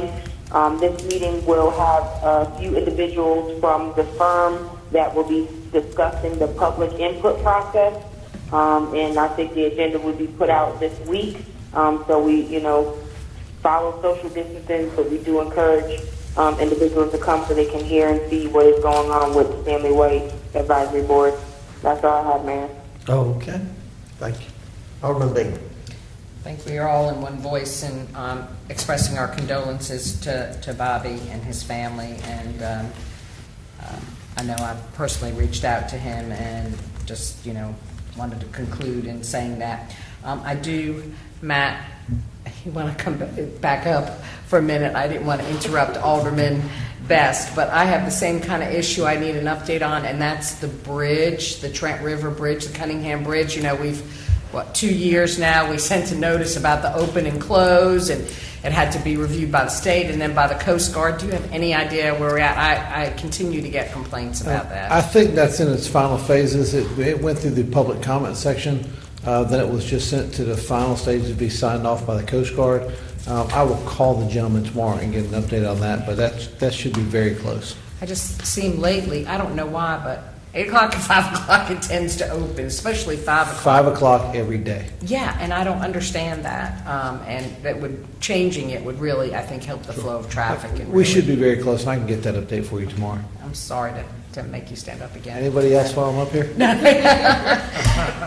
And then I'm having some complaints about the end of Broad Street, Mr. City Manager. And so when I'm saying the end of Broad Street, it's the roundabout area there at the end of the street where the Sudan Temple owns the property to the left and Persimmons, or that property owner over there to the right. And the complaint is that a lot of people walk it and go it, and there's people fishing there, and they're not disposing of their trash properly, so therefore there's worms and dead fish and other things all in that area. It's not being picked up. There's cars that are driving across that area, and they're all lined up there on the grass. So if you could please tell the public what we are and are not responsible for. We have the 30-foot easement, but as far as cars, I don't know of any way we can block that, or is there any way that we can do a better job in this area? So obviously we could reach out to the adjacent property owners to work out some kind of plan. Ultimately, we can only do what we can do on our property, which technically is not even our property, it's our right-of-way, which restricts us to some extent about what we can and can't do. We can't block off a right-of-way because it's a public access, or we can't do a public parking lot in a right-of-way or any of that kind of stuff. So there's certain things of what we can and can't do because it's essentially an extension of Broad Street all the way to the river. We do have the 30-foot easement along all of that frontage, but that doesn't mean that the public has the right to drive on private property, which is owned by both, I think, Mr. Harrelson and also by the Sudan Shriners. The city does have that right-of-way, like I said, that runs from the extension of Broad Street at the circle down to the river, but we don't own the other property. So at any point that they want to enforce that, they can contact the police department, and guess what? They're trespassing. Obviously, they'd have to be notified that they're trespassing first, but if they show back up and they trespass, then they can potentially be found with some crime for that. Ultimately, I think and I'm going to try to use a Scott term here, we need to be good neighbors. If you're going to be out there and it's not going to specifically be enforced, it really becomes more of a cleanup. Don't leave your strings hanging off of the chicken legs and everything else that you use for crabbing and dispose of things. We have our Parks and Recreation staff go down there and clean up that trash every single day. They empty those trash cans every single day because of the fact that a lot of people fish. So there's unused bait. All kinds of different things that might be in those particular trash cans. So we empty those on a regular basis, and I actually stopped by there today and asked them to also keep an eye on, the strings that people attach to the railing that goes around there and so forth and so on. But ultimately, we want to try to provide people an access to the water, but if you abuse that access to the water, then that's going to force the board to take some actions where they restrict fishing. We already do that down at Union Point Park along the Riverwalk there. We've put up signage where we don't allow the fishing to happen. You can get out and do that elsewhere, but ultimately we don't want things to get very trashy and smelly, I guess. And you start running into these complaints. I would just like to see maybe a plan or maybe look at some options, just because, again, addressing the cars, we don't want anybody to get hurt. All these cars, then it starts to put ruts in everything and muddy. And yep. So, again, maybe you and staff can come back to us with just a plan or maybe some ideas, and we can talk to our neighbors on either side, see if they are having any issues. Is it our responsibility to clean up the walkway, but not necessarily the green space, or is it our responsibility at all? As I stated, we will maintain the walkway, the 30-foot easement area, and we empty the trash and we take care of the benches and make sure that all that stuff is kept orderly. But when you get beyond that, the only thing we own is that right-of-way, and anything that's outside of that is not our responsibility at all. Okay, well, I appreciate you looking into that. And then the last thing, and I know I owe you an email about this, but while Margaret was sitting here, I have spoken to John Wood, who is with the State Historic Preservation Office, and the state has just released funds for public buildings that have been damaged by Hurricane Florence and Michael. And there are funds there to restore interiors, exteriors, whatever. This building that we sit in would qualify for that. So, Margaret, Dan Becker is the person that we need to get the application from, and John Wood said that if you'll just give him a call, they'd be happy to get you the application and start that process. But if the funds are there, we can certainly use them to look at either repointing some interior things. I know we talked about, you know, that we didn't really have the money to do the interiors, but if there's grant money out there, we certainly should try to access, since the state has just, I believe in the last maybe month or two, has released it, so Right, thank you. I'd like for us to look We will into certainly that. have staff investigate that. Okay, that's it, thank you, Mayor. Okay. Any other new business at this time? Do we need a closed session tonight? Yes, we've got two matters. One, to discuss the potential acquisition of real property pursuant to 143, 1311A5, and A3 to maintain our attorney-client privilege, and a personnel matter pursuant to 143, 1311A6. So moved. Motion second. Is there discussion? Seeing none, all in favor of the motion say aye. Aye. All opposed say. Do y'all want to stay in here or do you want to?